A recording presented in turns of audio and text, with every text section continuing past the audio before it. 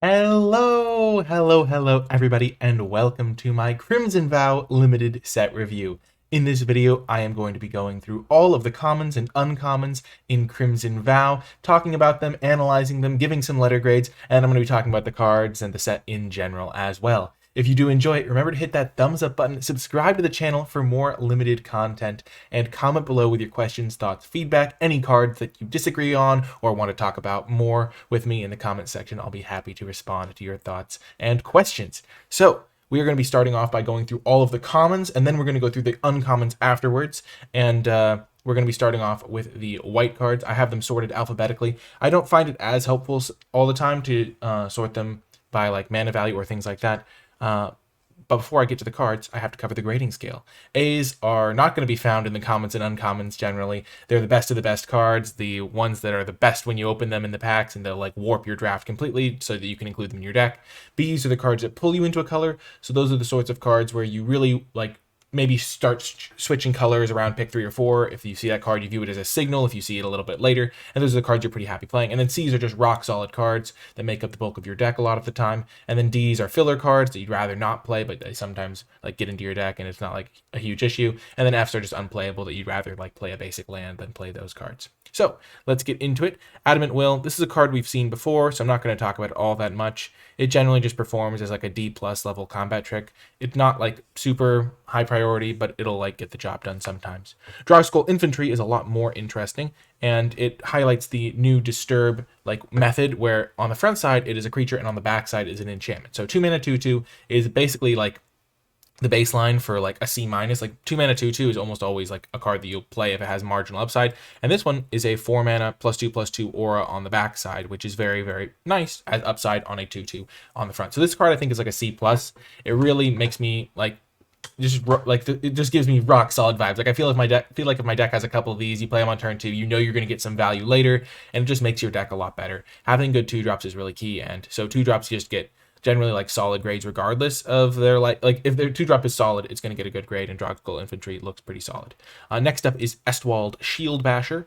4 mana for a 4/2 is not great stats because it trades with 2-drops a lot of the time, which you don't want for your 4-drop. But this card doesn't necessarily trade with a 2-drop if you're aggressive, because you can pay 1 to give it indestructible. So you just end up with a very difficult to deal with attacker because it just attacks like as an indestructible creature. One of the problems I have with this card is that elsewhere in the set, we will see that red has a 1 mana deal 2 and black has a 1 mana like aura that basically does 2, and those both incredibly punish the Shield Basher. Like if you tap 4 for this and they pay 1 to deal with it, you're gonna like lose the game off of that tempo swing. And so I'm not a real big fan of the Shield Basher. I think it's probably going to end up as a D because it doesn't play defense very well, and it also gets wrecked by those removal spells, which are going to be running around because they're pretty strong. And I think if you have to play this in your aggressive decks, it's going to be fine a lot of the time, but it's not really a priority.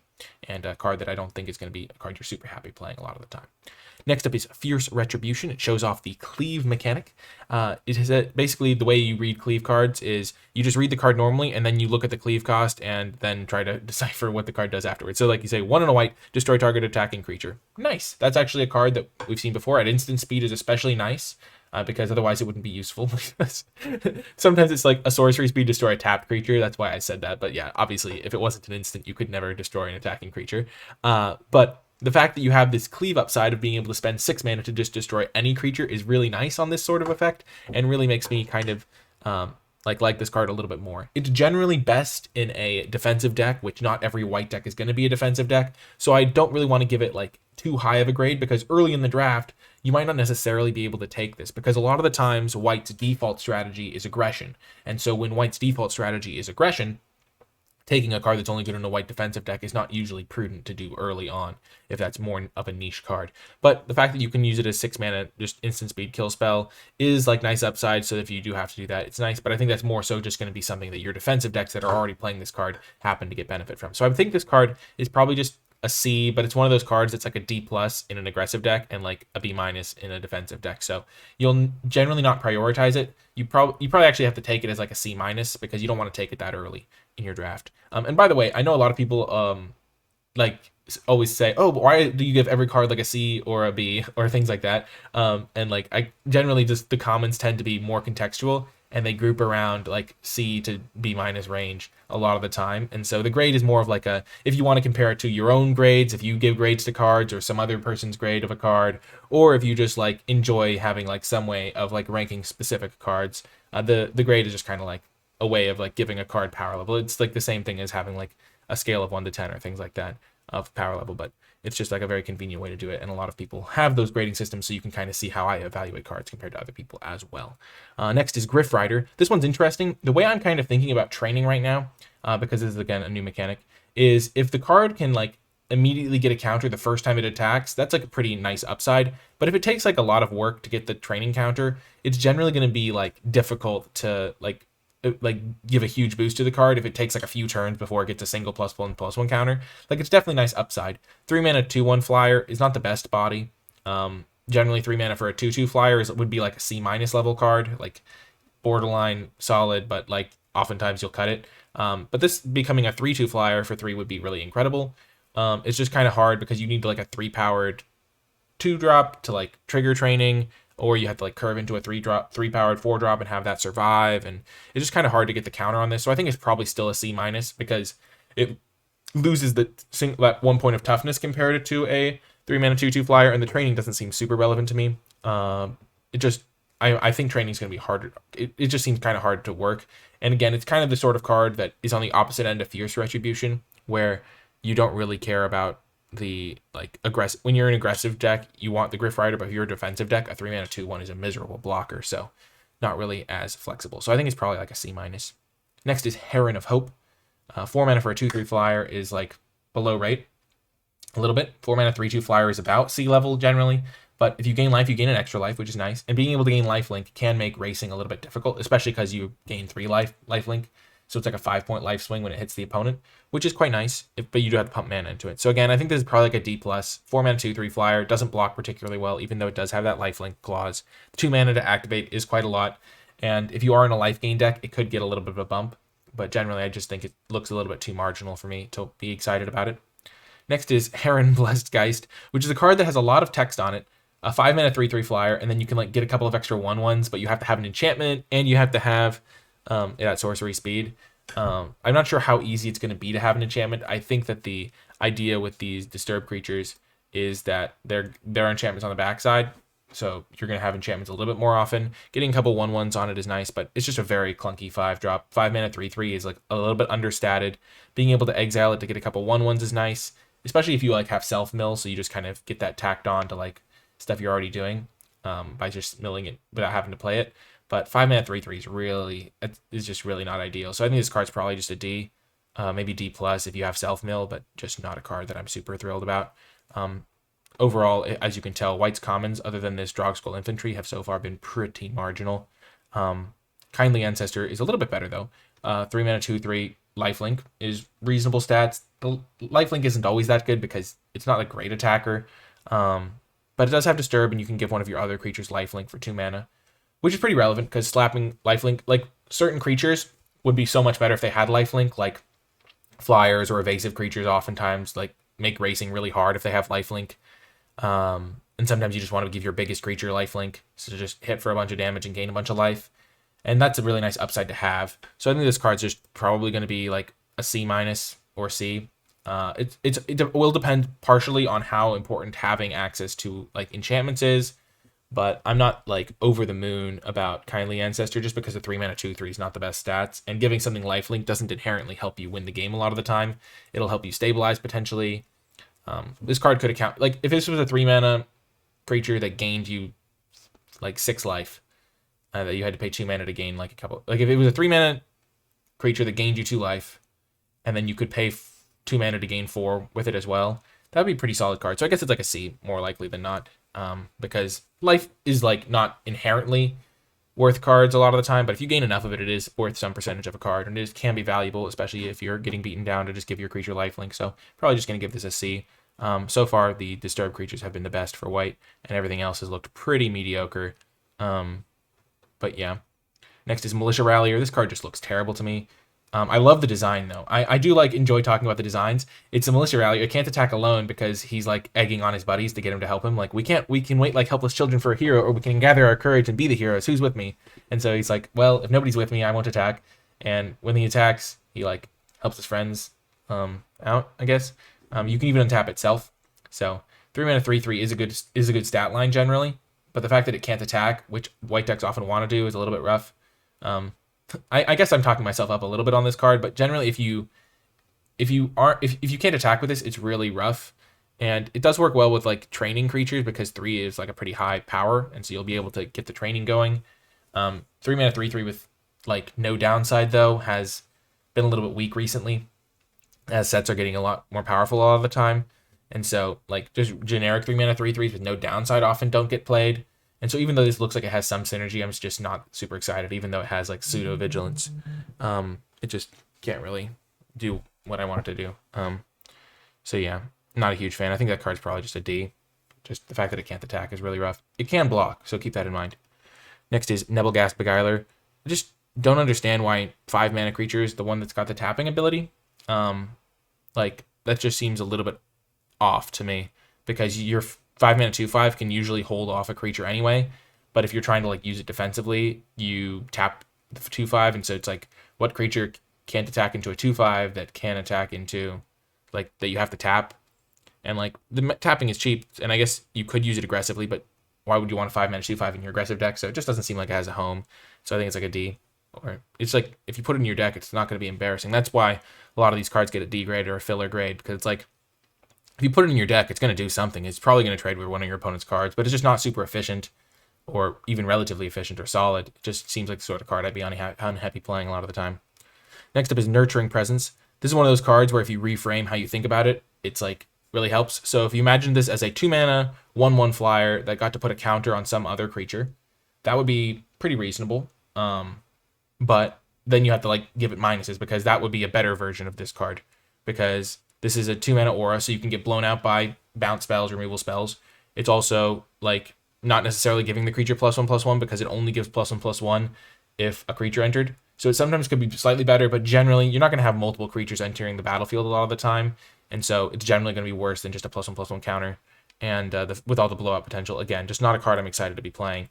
Probably like a F, honestly. I don't really see myself ever playing this card. I guess it's not an F, because you can probably find a window to resolve this, and it's not like embarrassing to have a 2 mana 1/1 flyer, but like it's a D-, or I don't think I'm going to ever play it. That's my prediction at least. So I'm just going to give it an F, because if I'm not going to play it, I wouldn't recommend that other people play it. That just seems what's the word I'm looking for? There's a word for like a person who gives advice on something that they would not do themselves. So basically this exact scenario. Oh, it'll come to me eventually, I'm sure. Next is Perish Blade Trainee, one of white's 2-drops. So again, the 3 2-drops are going to be of any color if the color has 3 2-drops. A lot of the time the colors have 3 2-drops.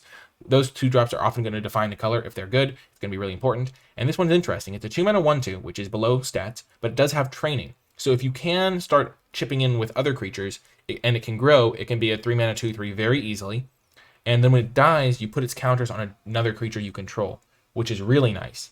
And so this one really rewards you for being able to buff it up. So you really want to go 2-drop into 3-drop and then attack. It gets a little bit wrecked if they kill your 3-drop, because again, it doesn't attack very well on its own. But once it gets one counter on it, it's pretty scary, because then the counter goes around on stuff.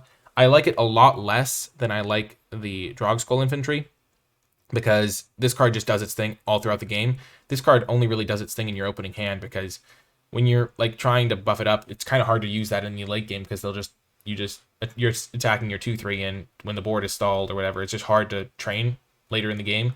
And the fact that it kind of has to like the reason I like some of the training cards more than others is because I feel like if you can get your training going the turn after you play the card, it's really nice. Like if you have a 4 mana creature with training, then it's relatively if it has like 2 power, it's relatively likely that you'll be able to like attack in with a creature that has 3 power or something and get the training on immediately. But this one is just going to take a bit of a delay, which makes it a little bit worse. And it's not great in a defensive deck, and it's also hard to like use. Like again, white decks tend to be aggressive, so that's not as big of a knock if it's only good in a defensive deck. I mean, if it's not good in a defensive deck, but it just generally is a bit like worse when your 2-drop can't be used in multiple decks, and also when it isn't a great top deck later on. Like, it's just not my favorite card. I think it's like a C probably, because white decks are going to need 2-drops, and this one has a lot of upside potential. But I feel like it actually is probably more like a C minus. Like if this one's a C plus, then this one's probably like a C minus, because it's just kind of hard to use and not like more just harder to use. You need to be curving out with it. It's only chipping in for 1 otherwise. So I'd give it like a C minus, but because it has that upside potential, and upside potential is worth something, but not lack of consistency is also a problem. Next up is Piercing Light. This one's interesting. It's a functional reprint, but slightly better than a version of a card, Righteous Blow, I think, from Guilds of Ravnica. Like dealing 2 damage to an attacker or blocker. Certainly makes something like this card look a lot worse.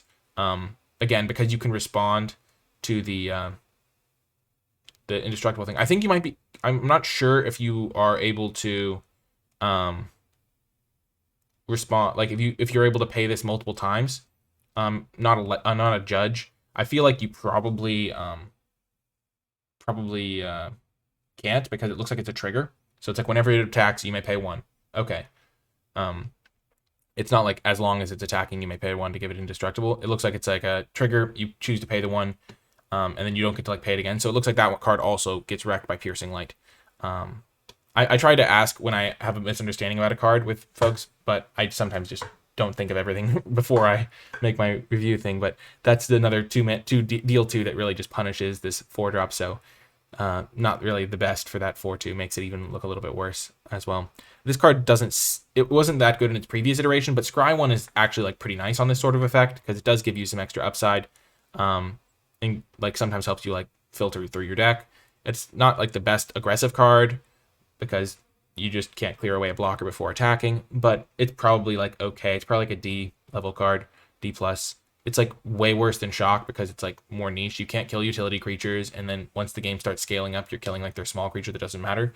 But I'd probably give it like a D plus. Normally I'd give it a D, but the fact that it scries 1 is actually like reasonable upside. And so I wouldn't mind playing like 1 copy in my defensive decks. If white's super aggressive, it goes back down in grade again, probably because it's just not a great aggressive card. Probably just a D overall. Next is Sanctify.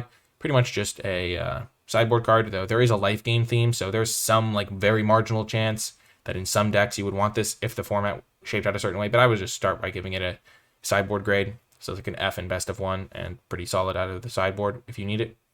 Next is Sigarda's Imprisonment. This card's really like an interesting one, because it's similar to a card from Theros Beyond Death that had like the enchant the creature, then you could exile it. It's similar to a card that we saw recently in Midnight Hunt that had a kind of like you could exile the creature eventually. The problem with this sort of card in this set in particular is that there is a mechanic called Exploit, which lets you sacrifice your creature for value, and it's in blue and black. And so a lot of decks are going to be able to use their creature for some sort of upside after you've played your Sigarda's Imprisonment on it, which makes me a lot lower on this sort of effect, where they're just going to be able to like use that card as a resource, and so you're almost like 2 for 1ing yourself when you use this.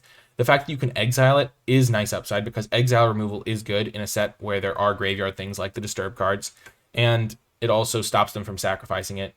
And you get that blood token, which is a little bit of an extra upside as well. But it's just generally not my like favorite sort of effect for this sort of set. And so I think it's probably going to be like a C level card a lot of the time. But if you are playing best of 3 and you play against a deck with Exploit, you'd sideboard it out. And there's a decent chance that the card's just like a D plus, or a card that you just don't want to put in your deck because of that risk, which really makes me worried for white, because it doesn't really have great removal to clear away blockers. Like Fierce Retribution can do it. And like that's like really the only thing that really can do it at common, other than Sigarda's Imprisonment. And like Piercing Light can't really clear blockers, and you're just kind of like left in a spot where you don't really get a good removal spell if they're just able to use that creature super effectively, which worries me. So I think I'm going to start off by giving Sigarda's Imprisonment probably like a C minus. I just don't see myself super excited to take this in the draft. Maybe it's even a D plus level card, where during the drafting portion, the part of the way I grade cards is like how excited would I be to take this card early. And like the only white common that I'm like excited to take early, or like happy to take early, is Drogskull Infantry. And the rest of them I'm just like, yeah, these cards are very medium, and that kind of worries me for the color. But sometimes you can be carried along by synergies, or if you have like the best uncommons, like across the board, you can get pulled into a color and you can just use the solidish cards. But a lot of these cards seem very, very rough. I think Kindly Ancestor so far looking like a solid card as well. The way I generally do reviews is I read through the cards a couple times to familiarize myself and think about my thoughts on them. I don't just go in blind. But I also had that reaction when reading through the white cards. I was like, where are the powerful ones? But yeah, this card's worse than it looks. I think it's probably going to be like a D+. These cards are just getting worse and worse as sets slowly make it more relevant to have creatures in play or give like sacrifice. There's usually a sacrifice effect in black, which makes these cards worse as well. Though the exile can carry the card, so it could be a C- if you need it in a lot of environments. It's kind of like on that border. The D+ versus C- border is a very foggy area. It's like the Phantom Toll Booth or something. You don't know how you got there. I don't know if that's a perfect analogy, but the image popped into my head of the Phantom Toll Booth. So yeah, Supernatural Rescue. I don't really, yeah, this card, spell has flash if you have a spirit.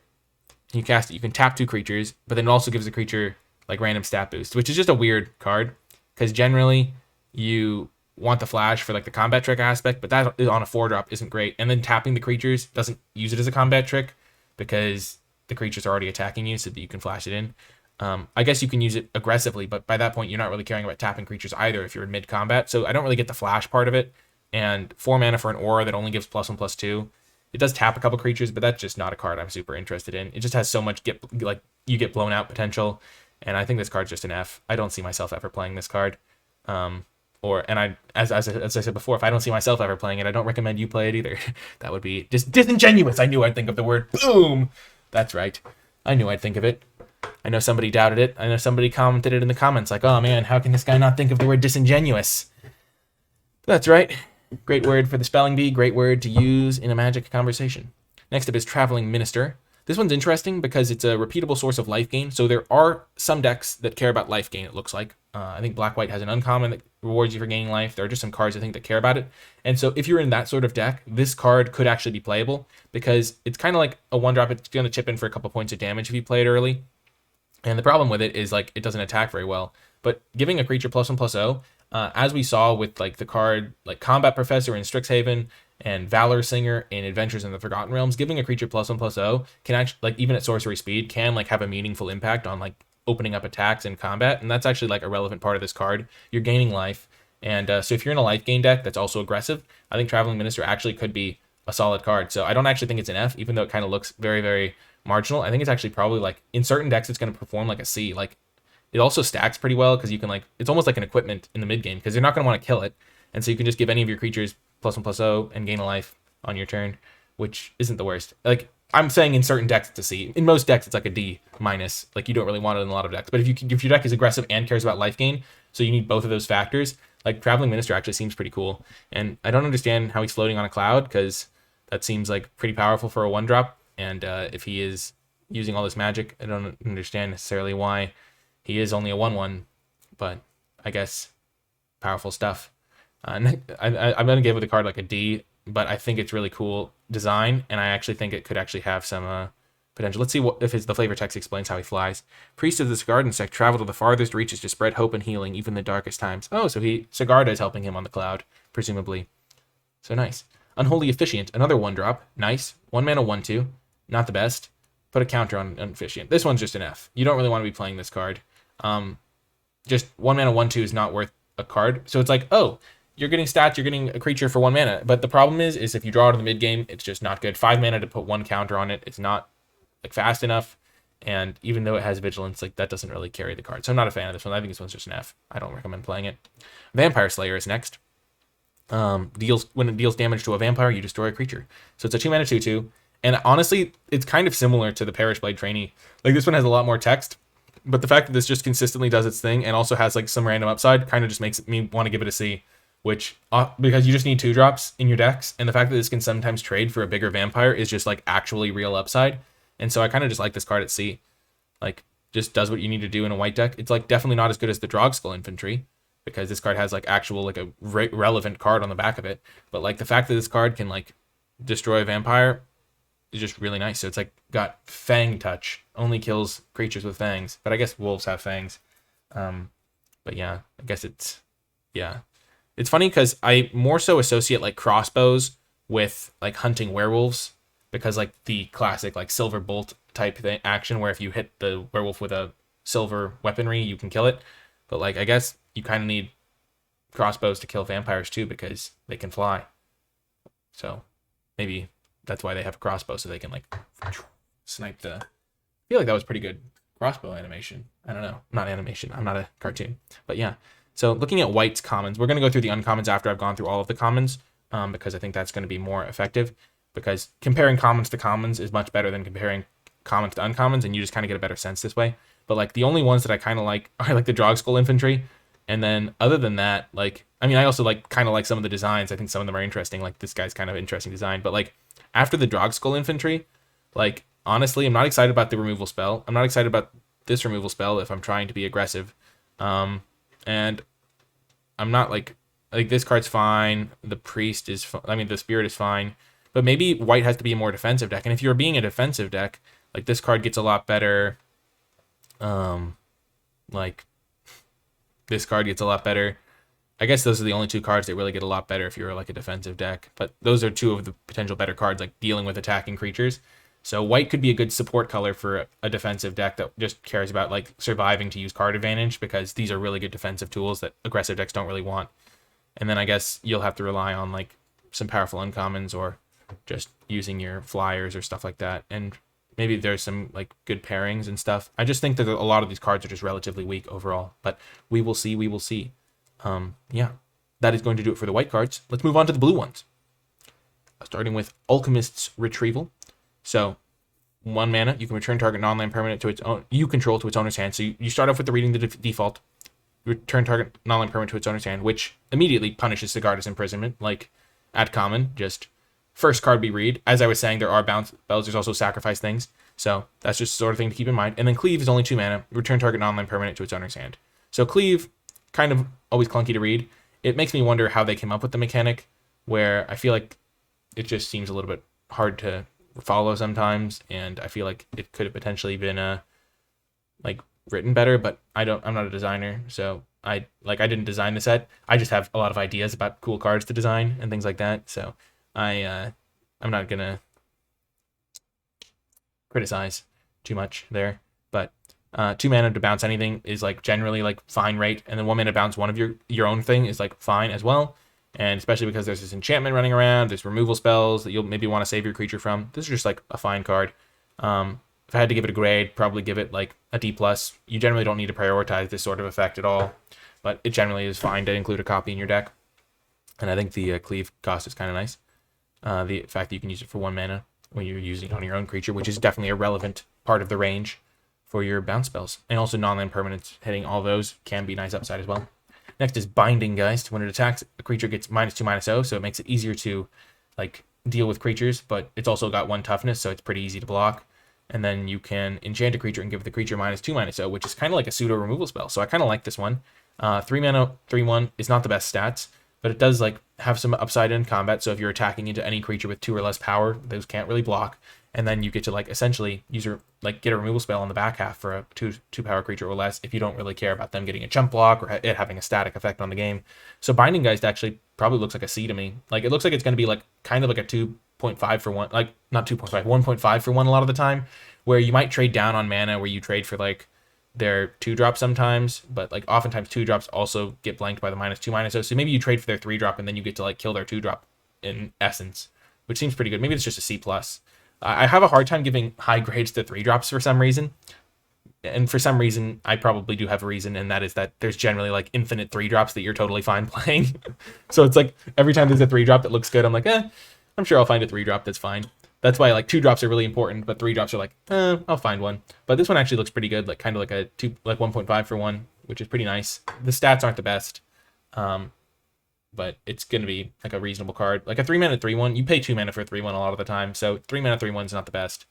And yeah, I'm going to give it a C, because I think you can generally find like good cards. And this is like a card that I feel like is solid, but like nothing too special. Though the fact that you can also mill it over for value, I feel like I should give it a C+, but maybe I'll come back and reevaluate my grade on that one later once I see more of these cards and with actively thinking about their context with Binding Geist. But I feel like self-mill makes this card better as well. Next is Chill of the Grave. Costs 1 less to cast if you control a zombie. That's a spirit. Okay, keep that in mind. Being a spirit can be relevant as well, so maybe In some decks it'll be, in Spirit decks it'll be a C plus, and then other decks I'm trying to give myself out to give it 2 grades at once, so I don't have to commit. Because committing to a grade is a dangerous thing, even though the grades are, as I said, not super important. Talking about their use cases, I always find when I'm listening to set reviews or hearing people talk about cards that I always like, my favorite part is when they talk about a card and they bring up a use case that I hadn't thought of before, and then I'm like, oh, that card can do that. Or they'll say something like, wow, this card's a sorcery, so obviously it's not great. And I'm like, oh, I didn't realize that card was a sorcery. That sort of thing. But Chill of the Grave is next. It has this, like, a little bit of a zombie payoff. If it only costs 2 mana, it's actually pretty good, because you get your card back and you get a bit of a tempo swing. You can also protect yourself from attacks. It costing 3 is also, like, sometimes okay as well. It's not like the worst or the best. It's just sometimes the way it goes. That sort of card is just oftentimes playable as like a tempo play at 3 mana. And at instant speed, you can even protect yourself, as I said. So I think in a zombies deck, it's like a C minus. In a deck with zombies, it's like a C, and then other decks, it's like a C minus. If you have like a couple zombies that you can maybe enable it, which probably blue decks will have. So I'm not overall like stoked for the card. I don't think it's going to be like premium or anything, but it's probably a fine card to play. If you end up playing this in your deck, it's not going to be the end of the world. So it's probably a C minus or a C, depending on your zombie count. And if you don't have any zombies, it's probably a D plus, but still like reasonable card. Next is Cradle of Safety, a functional reprint of Starlit Mantle from Theros Beyond Death, where being enchantments was much more relevant, but this is still kind of nice. If you have a really important creature, you can protect it, and it can even be used as a combat trick if you're like trading a 2/2 for a 2/2. And I think in this set, where there are disturb cards that you maybe want to put extra enchantments onto one creature, like giving it +2/+2 with your Drog Skull guy, or the Lifelink guy giving Lifelink with enchantments. Having Cradle of Safety could make you feel like real secure doing that. So I think the card's like got some extra set context that makes it pretty nice, and it can also be used as like a counter spell to protect your creatures. So it's generally performs as like a C minus level card, and I think it's probably going to be a C minus level card here, because I think if there's no set context for it, it's probably like a D plus, or because it's just kind of hard to use sometimes. Like they have to cast their card that cares about killing your creature. But I think because there's enchantments that make like your creatures more valuable than they otherwise would be. I'm choosing my words carefully. Because there are cards that make your creatures more valuable than they otherwise would be, such as auras that give +2/+2, that you're going to be playing, because normally you wouldn't play an aura that just gives +2/+2, but because it's tacked onto the Drog Skull Captain, I'm just using Drog Skull Captain for all these examples, but because you have auras that are going to be making your creatures have extra value, that your opponents are going to really want to target a specific creature, and that creature is actually really important to your game plan, Cradle of Safety gets a little bit better. So I think it's like a C minus, but you probably only need 1, so you can probably take it like a D plus. But it looks pretty solid, like reasonable expectation of getting a good case scenario here. Next is Cruel Witness. I actually really like this card. The interesting thing I've realized about 3/3 flyers for 4 mana, which is generally just a good rate. Like that's the sort of thing where I immediately am like, wow, that card looks pretty good. And what I've realized is if the color supports an aggressive strategy, which it looks like it does this time around, because blue-white looks like an aggressive Skies deck potentially, and like you can do like shenanigans to get like aggression going in your blue deck. That's where the 4 mana 3/3 flyer shines, because you want to be able to attack in the skies with your creature. Using it as a blocker, it doesn't really matter if it's flying or not, because all that does is help you block other flyers, and you'd rather just usually have just like a big reach creature or something like that. But whenever you cast a non-creature spell, you may look at the top card of your library and you may put that card in your graveyard. So you get to basically like do improved scry every time you cast a non-creature spell, which is just incredible. And I'm actually pretty impressed with this card overall. Double blue is a little bit of a knock, because that does make it harder to cast. But the card does look great to me if you're being like a beatdowny blue deck. I think I'm going to give it a C, though. Last time there was a card like this was Jenny Windseer, which kind of like 4 mana 3/3 that scryed 1, so you got the scry right up front. And that card performed solidly, but it also was a like the blue was also weak in that set, so that's like hard to say how good it would have performed if blue was better. So maybe I'm going to start off by giving this card a C plus, I think, because I think if you ever mill a card that's like worth a card, you're going to be like ecstatic. But I think it's not great if you're trying to be defensive, which blue decks might want to be. My gut is telling me to give it a C because of the inherent risk of playing like a 4 mana 3/3 in your defensive deck where you just care about blocking. But if you're an aggressive deck, you'll treat it like a C plus, because it's a great aggressive threat, and even in your defensive decks, it's solid. So I think in a defensive deck, it's a C, but I'm generally like hedging towards most blue decks being more defensive. So I don't know. The card's great. It's almost like comparing it to some of these white commons. Like if I was thinking about that versus Drog Skull Infantry, that's kind of where I'm thinking about right now. I think I would generally just take the 2-drop because cheap cards are so important. So I think that's why I give this card a C. But if you're an aggressive blue deck, the card's like a C plus, I think. But yeah, definitely a great card. I'm just wary of 4-drops these days. Because even though it is a 3/3, like it just doesn't block particularly well, and you need to be able to block if you're playing a defensive strategy, and so that's always a knock. So flyers are generally a little bit tough to evaluate because if you're beating down, they're great, but otherwise they're not. So, yeah, a lot of analysis on Cruel Witness. Kind of don't understand the artwork. It looks like there's a bunch of floating eyeballs. Kind of gives me the like when I see these, it makes me think of the like crab from Moana. Like I don't know, yeah, shiny. Just yeah. If you haven't seen the movie, that's kind of just random, but yeah. Next is Dreadlight Monstrosity. I might reevaluate this card once I see more of what blue's doing. With that card in mind. I mean, maybe like Binding Geist into Cruel Witness, blue aggressive deck. And this card's kind of a blue aggressive card. Bounce spell for an aggressive deck. Cradle to protect your threats. Dreadlight Monstrosity. 6 mana 5/5, kind of understated. Does have Ward 2, which makes it a little bit harder to deal with. And then you can like kind of make it unblockable if you do some like work. Like if your Disturbed creature has gotten exiled because it then died and or left the battlefield, or you've like somehow exiled a card from your own graveyard, it can get unblockable, which is nice. But this card's just not a huge priority. You don't really need to prioritize finishers. The 4 mana 3/3 bird is going to be a way better finisher. This card's like a D, I think. Not really a great card. 6 mana for a 5/5 is just too much understated, and the Ward 2 does not carry it enough. Next is Fear of Death. When it enters the battlefield, you mill 2 cards, and then you give a creature -X/-0. That's a card that I'm not a huge fan of, generally speaking, because it's just the card's still going to get to chump. It could potentially even blank your attackers. There's ways to sacrifice your creatures for value, as I said. There's self-bounce. There's just so many ways this backfires on you, and I'm just overall not a huge fan as a result. Probably just a D. I think it's worse than the white enchantment because the white enchantment at least stops it from blocking and you can exile it and get all that extra value. This one just gives it -X/-0, and there's some times where your opponent has like a 5/5 and you haven't been able to mill any of your cards yet, and so you just give their 5/5 -2/-0. That's just like abysmal. So I think this card's a D. Sometimes you'll have to play it, and if you're a Flyers deck, sometimes it'll be useful for you, or if you have self-mill synergy, but I'm just not a huge fan. Next is Lantern Bearer, which is a 1 mana 1/1 flyer, and on the back is an enchantment that gives a creature +1/+1 in flying.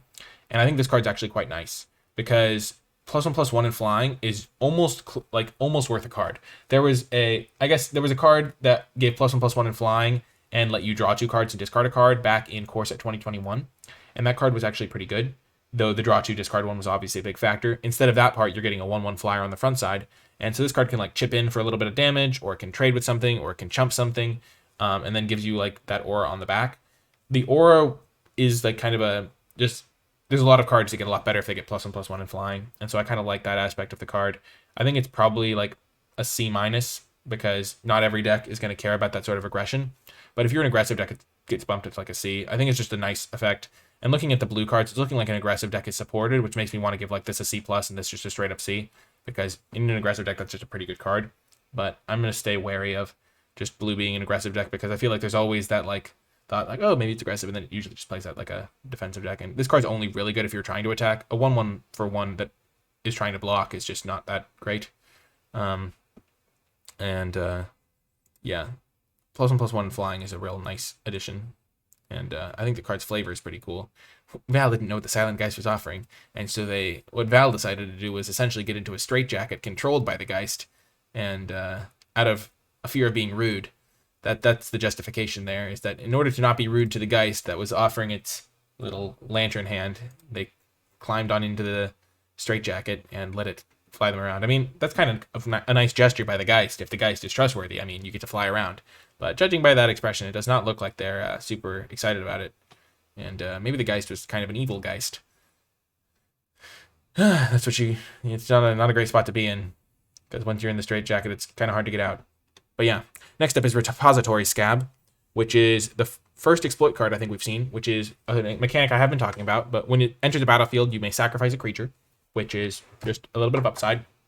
Not upside. It is a little bit of a cost a lot of the time. And when you do exploit it, you can return target instant or sorcery card from your graveyard to your hand. So I hadn't thought about this before, but the fact that this card is a card you can sacrifice to exploit in a color that has exploit is definitely nice upside. And looking through these other cards, there aren't any other cards we've seen so far. I guess this card you could sacrifice because it does have a disturb side, which is also nice upside. So that probably means that this card's just like the C level grade that I wanted to give it. And this card's also probably a C level grade because whenever you can sacrifice the card to use the exploit ability and keep the higher stat line, it's really nice. And you generally can get a card. You generally get a card's worth of value when you use exploit, and the fact that you're getting like an extra resource when you sacrifice these cards is really nice. So this card is probably both C's as a result, because you'll be able to exploit them if you're in blue. And you have a card like Repository Scab where you exploit it and you get an instant or sorcery from your graveyard to your hand. And this card's like a 4-drop, so you'll have a reasonable time frame to set it up, get an instant into your graveyard and a creature to sacrifice, and then use the Repository Scab. That card actually seems really good to me. It's probably like maybe even a C+. Like, it seems like quite powerful. It is a 4-drop, so I'm probably going to bump it down to a C. And it also competes for the same slot as the Cruel Witness, which makes them maybe both get bumped down, because context matters. You can't just grade every card as if it's in a vacuum. But this card seems quite nice to me. There's a lot of good instants and sorceries generally in every set, and I'm excited to see how the Scab performs. Having sacrifice fodder is important, and that definitely makes these Disturb cards a lot better. So I'm bumping both of them up to the C level grade that I wanted to give them initially, but was looking for a reason to, and I'm glad I kept those cards in mind. And I'm also glad I kept this card in mind, because I think I initially bumped it back up to a C+, and then I like kind of bumped it down a little bit because this card's another 4-drop that's quite good. And Scattered Thoughts is another 4-drop that I really like, and I want to give this one a C+ as well. Just 4 mana, look at the top 4 and choose 2 is just generally very good. You get to really kind of plan out. There's some graveyard synergy, so you put the cards into your graveyard, and so you could even get like 3 cards worth of value sometimes. And it's an instant, so you can like hold up a bunch of stuff. Now, there are a lot of 4-drops competing with it, so maybe it also gets bumped down to a C level grade. As you can see, I don't give a B level grade very often, especially a lot of the times commons can't quite get into that range. And it's oftentimes healthier when commons can't get into that range, because if all of the commons are like in the B range and like pulling you into all their colors and making things, it's not always as pleasant, where it's more kind of sometimes fun to be like, well, my commons are going to go up or down in value depending on how I'm building my deck and things like that, versus this card is just a house. I have to take it every time I see it, sort of thing. We will see a common that gets into the B range for sure. I'm not going to say exactly which one, but there's a common I'm thinking of, a Braid, that will definitely get into the B range, because that card was an uncommon before, and I don't know why it's a common. But Scattered Thoughts just gets you a lot of selection, and a lot of the times, like in the past, we've seen cards like Behold the Multiverse, which is like scry 2, then draw 2, which you don't get to see all 4 at once, so it doesn't give you the same planning, and it didn't put the cards in your graveyard. Though granted, that one had Foretell, but this one looks quite good to me. Like, when I first read this card, I was like, oh, that's very good. And 4-mana card draw can be a bit slow, so I think I'm going to give this a C for now, but it's the sort of card that could just take over a format, and there are, in Sealed in particular, this is the sort of card where you're like, wow, I just want as many copies of Scattered Thoughts as I can get, because you're just getting easy 2-for-1s, really setting up your game plan. And yeah, the fact that there's 3 good 4-drops in blue makes me a little bit lower on all of them, but I'm going to be pretty happy taking these cards, like, in the, like, solid, like, I'm fine taking them a little bit early in the pack, just solid C's. It's funny, because I think the only card I've given a C+ to so far in, like, the entire, like, thing, I've given cards C+ temporarily, but then I like the only card that I've, like, actually kept at a C+ is the Drogskull Infantry, I feel like, because it's, like, White's best 2-drop by a pretty wide margin, it looks like, and so the White's best 2-drop is usually going to be a card they have to prioritize. But yeah, Selhoff Entomber is next. 2 mana, 1/3, discard a creature card, draw a card. I don't know exactly why you would want to discard a creature, because generally you want to discard, like, a lot of the time with your looter effect, you want to discard lands. I love the flavor of it. Like, obviously, you discard a creature because the Selhoff Entomber only knows how to bury people. They don't know how to bury lands. And digging an empty grave is essentially what a land, if you're burying land, you're just digging a hole and then filling it in. So that's not really super effective. But Selhoff Entomber, 2 mana, 1/3, not the best stat line. It is a zombie, which can be relevant, but I'm not a huge fan of that effect. And then discarding a creature card is generally not where you want to be. You want to be able to discard your spells. Not spells, you just discard your lands in the late game. And the fact that you can't discard them makes this a lot worse as a looting effect. So I think this card's just like a D-. Not a huge fan of this card. I don't think I'm going to play it. And as I said, if I'm not going to play it, I'm not going to tell you to play it, because that would be inadvisable. But yeah, just the fact that you can't discard like anything except a creature makes this a lot worse. Even though you're like, oh, you can discard your Disturb card. So if you have a bunch of these like Lantern Bearers that you don't really care about casting the front side, or like similarly with this guy where you don't care about casting the front side, like you might play one of these, but even then you like have to draw that specific combo to get like one extra card, kind of. Just don't play the Selhoff Entomber. I don't think it's kind of like a D-, like / almost an F. Next is Serpentine Ambush. This sort of card is almost always an F. It's like a weird combat trick type card. I mean, it's probably not an F. I don't know why this sort of effect always gets played as if it's an F. It's probably because generally the card has been changed to like be statted into a 4/4. So you've like, when you have a combat trick for your like big creature, it stays like doesn't get any stats. So like if you're giving this to a 2/2, it's like 2 mana for +3/+3. But if you have like a 4/4 that you really want a combat trick, this is like +1/+1, which is just not worth it. I don't think this card's really. I don't think I'm gonna play this card ever really. I think it's probably like an F. Just this type of card in the past has been like an F. Though this is a 5/5. Usually it's like making a 4/4, which can be relevant. But in Adventure in the Forgotten Realms, there was one of these that made like a 4/4 flyer, and I just never saw that card get played, and I never really even considered playing it because I always had better stuff. And so I think a 4/4 flyer is relatively comparable to a 5/5 ground creature, though I guess not really. Like 5/5 is better as a combat trick, so like an extra +1/+1. But still, the fact that this just doesn't work with your bigger creatures as a combat trick just makes this like too narrow. So I think it's an F. Next is Skywarp Skob, 5 mana 2/5 flyer. So again, understated. You generally want at least 3 power on your flyer. A 5 mana 3/4 flyer is generally like a really good card because it'll usually have some extra text on it. And 5 mana 3/4 no text is generally like okay, like D+ level. 5 mana 2/5 is a little bit worse than a 3/4 because flyers generally are better as attackers. But if you exile 2 creatures from your graveyard, you draw a card, so it can replace itself.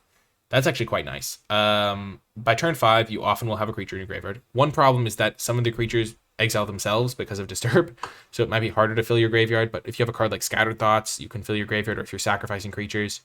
Or maybe even the Selhoff Entomber gets a little bit better if you care about the Skywarp Skob. But 5 mana 2/5, and you can exile 2 creature cards to draw a card. That's pretty nice upside attached to a 2/5 body in the air. So this card's probably going to get like a C-, when normally a 5 mana 2/5 flyer would get like a D, because drawing an extra card replacing itself is quite nice. It just suffers from the 5-drop tax, where you usually, as the game goes on, you have more and more options on powerful cards to cast. Blue already has demonstrated several good 4-drops, and I think a 5 mana 2/5 flyer that can sometimes replace itself is just going to be hard to justify taking early. So I think I'm going to give it a C- because you're probably going to be playing it, but it's just not a huge priority. Next up is Steelclad Spirit. Helicopter. I don't know if you can hear that, but yeah. I always like, whenever I'm recording and I hear a sound in the background, I'm like, I wonder if they can hear the helicopter. But yeah, Steelclad Spirit, 2 mana 3/3 defender that can sometimes attack. We've seen this sort of card before, Drowsing Pteranodon, in Core Set 2021, which was a very good card, but that was for contextual reasons because it was a little bit easier to get it to attack. But the fact that it can sometimes attack is nice when you have an enchantment. And in a defensive blue deck, a 2 mana 3/3 defender that you can sometimes attack with is like totally a fine card. And in an aggressive deck, you'll just never play this card in a million years. And so I think it probably, on that axis, it ends up being like a D, where if you're a defensive deck, you won't have to prioritize taking it because other decks won't want it. And if you're an aggressive deck, you'll just never take it. And so you'll sometimes play this card, and it'll sometimes be a pretty nice defensive 2-drop. Again, as I was saying, looking at the 2-drops can give you a lot of insight into the color. And I think we've seen 2 blue 2-drops, and this card hasn't been great. This card hasn't been great, which maybe could be an indication that blue isn't great necessarily. In terms of like early game defenses and things like that. Like if it has a bunch of really powerful 4-drops, you can just think about it contextually. Like if you have a bunch of really powerful 4-drops, what becomes more important for the draft? Early game. Because if you're gonna have whatever 4-drop you need, like any of these 4-drops are relatively, like any of these 4-drops are gonna be useful when it comes to the mid game. So all you need is early game defenses so that you don't die before you can deploy your powerful card advantage in 4-drops, which maybe means that this, because one of them is Repository Scab, which means you can sacrifice one of your bad 2-drops, maybe that means something like Steelclad Spirit is much better because you just have to survive until you get to your 4-drops, which makes sense, especially in a Flyers deck. Having a 3/3 on the ground really holds the ground well. So maybe this card's like a D+ just because of the way blue plays, because just looking at the cards, you can be like, well, Lantern Bearer is going to be chilling, attacking in the air, and then I'll have my Steelclad Spirit holding the ground, and then eventually, when my Lantern Bearer dies, I can put the enchantment on this to attack them for 4/1 turn, which is a nice little combo. Or you play like your Binding Geist and are attacking with that. When you play the Disturb half, you can attack, but mostly you just defending with your 2-drop, hitting them with your flyers in the air. You can use Repository Scab to sacrifice your bad 2-drop once it's no longer useful. So the more I'm talking myself up on the Steelclad Spirit just in the context of what blue's trying to do. That's why I like looking at the commons in a vacuum a lot of the time, because the commons having synergy is a nice upside. Whereas white's commons are kind of all over the place, as I was saying. Like they're just kind of doing all these random like things. Like some are defensive, some are kind of aggressive. Like this guy seems kind of hard to enable. Like just tricky stuff. This card just gets wrecked by all these like random removal spells. Like blue kind of has like a plan. I can kind of see what it's doing in my head, where it's like, okay, that makes maybe Steelclad Spirit more important. Maybe that makes Selhoff and Tumor more important because you don't, if you have enough repository scabs, maybe you don't care which 2-drop you have because you just would rather play the 2-drops that let you survive until you can play the scab and a 1/3 blocks sometimes. I still don't love the Entomber, by the way, but Steelclad Spirit might just be a D+ for that reason. Like, you actually might care about it more in your blue decks because blue looks like it's not having great 2-drops so far. Next is Stitched Assistant, Exploit. When it exploits a creature, scry one, then draw a card. Well, that makes me want to have a good 2-drop, or really any 2-drop, or like a Lantern Bearer. Again, this card going up and up and up for me because just having something to exploit is looking like important. So maybe this is a C+ because of the way it ties blue together. Maybe it's just the best blue common or something because I'm just looking at all these cards and they all look like they get so much better if you have Lantern Bearer. Like, imagine if you have 3 Lantern Bearers and like all of these other cards, just how they perform. Like, even something like Binding Geist works pretty well if you make it a 4/2. I guess they work well with a similar South-Mill theme. Maybe not that card, but like Cradle of Safety. Once you put your +1/+1, you care about protecting it. It's a card that you can mill over with your Cruel Witness, or you can get the mill game by using the back half of it. Card to sack to Repository Scab, a card to put in your graveyard with Scattered Thoughts, a card that you can ditch with your Selhoff and Tumor. Steelclad Spirit plays great with it, as we already outlined. You don't want to exile with Skywarp Scab, so that's not really a synergy, but it works great with Stitch Assistant. I'm liking the Stitch Assistant. I'm liking these cards. I'm enjoying reading through these ideas. Like, I'm trying not to focus on some of these artworks because they're kind of sketching me out. For I kind of like this one. This one's kind of fun, but some of them kind of scare me. I do like this. I do like this artwork too. He dropped the brain, and he's like, oh man, we gotta find a replacement brain. I don't understand what are we gonna do here, but yeah. So 3-mana 3/2, scry one, draw a card would be incredible. The fact that you have to sack a creature means you're really looking for something to sacrifice, which means maybe you just need any 2-drop under the sun. So we're looking for 2-drops to sacrifice, and Stitch Assistant looks like it could be a reasonable card. It's probably like a C, because in the mid game you'll probably have something to sacrifice. In the early game, it's less likely that you want to necessarily sacrifice your position for cards. So that's why having a 1-drop, like the 1-drop, you don't really mind sacrificing. So that's why I'm liking that card a lot and a lot and a lot. Oh, maybe if Lantern Bearer is like the best blue common, that would be incredible. But it's like kind of looking like it potentially. But yeah, I like Stitch Assistant. I'm gonna give it a C- because it's kind of a 3-mana 3/2 is not great on its own. Actually, I'm just gonna give it I'm gonna give it a C-. Again, the 3-drop problem where there's generally a lot of things you can do at 3 mana. And if you can't sacrifice a creature, it's like pretty abysmal. But once you find a way to sacrifice the creature, it gets a little bit better. So probably going to start at C- on it. But definitely looks like a solid card. Like, when a card is in the C range, I'm like, okay, if my deck has only cards in the C range, I'm pretty happy with it. And generally this card's going to, if you build your deck right, it's going to perform just like as a rock solid C. Or even better, depending on how many of those Lantern Geists you can get, Lantern Bearers you can get. By the way, if you are watching this review, I would be interested to hear what you think of the kind of approach I'm taking, where I kind of when I'm looking at the cards, I like comparing them to the other cards that we've seen and talked about. I think that's useful. I think it's interesting. That's what I enjoy when I'm looking at a thing, when I'm looking at like reviews or hearing people talk about the cards, hearing like them talk about things in relation to each other, because I think that's where you get the actual meat and potatoes of analysis. But if you have any thoughts about that, or if you just prefer someone who just goes through and gives a grade to every card, I mean, if you are interested in a grade for every card, I do have a tier list on the Patreon, the NicolaiBolas Patreon, if you're interested in supporting my content at the same time. That's a place where you can just find all of my grades on the cards, and I do update that over the course of the format. But I think this is a great place to talk about all the cards. So I'm curious always to hear what people enjoy seeing, because I know what I enjoy seeing a lot of the time, but sometimes it's impossible for me to read minds. But yeah, Syncopate is next. This card is a card that I kind of liked in Dominaria. I think it performs like decently. On turn 2, you can often counter something. The fact that it exiles is pretty relevant in this set.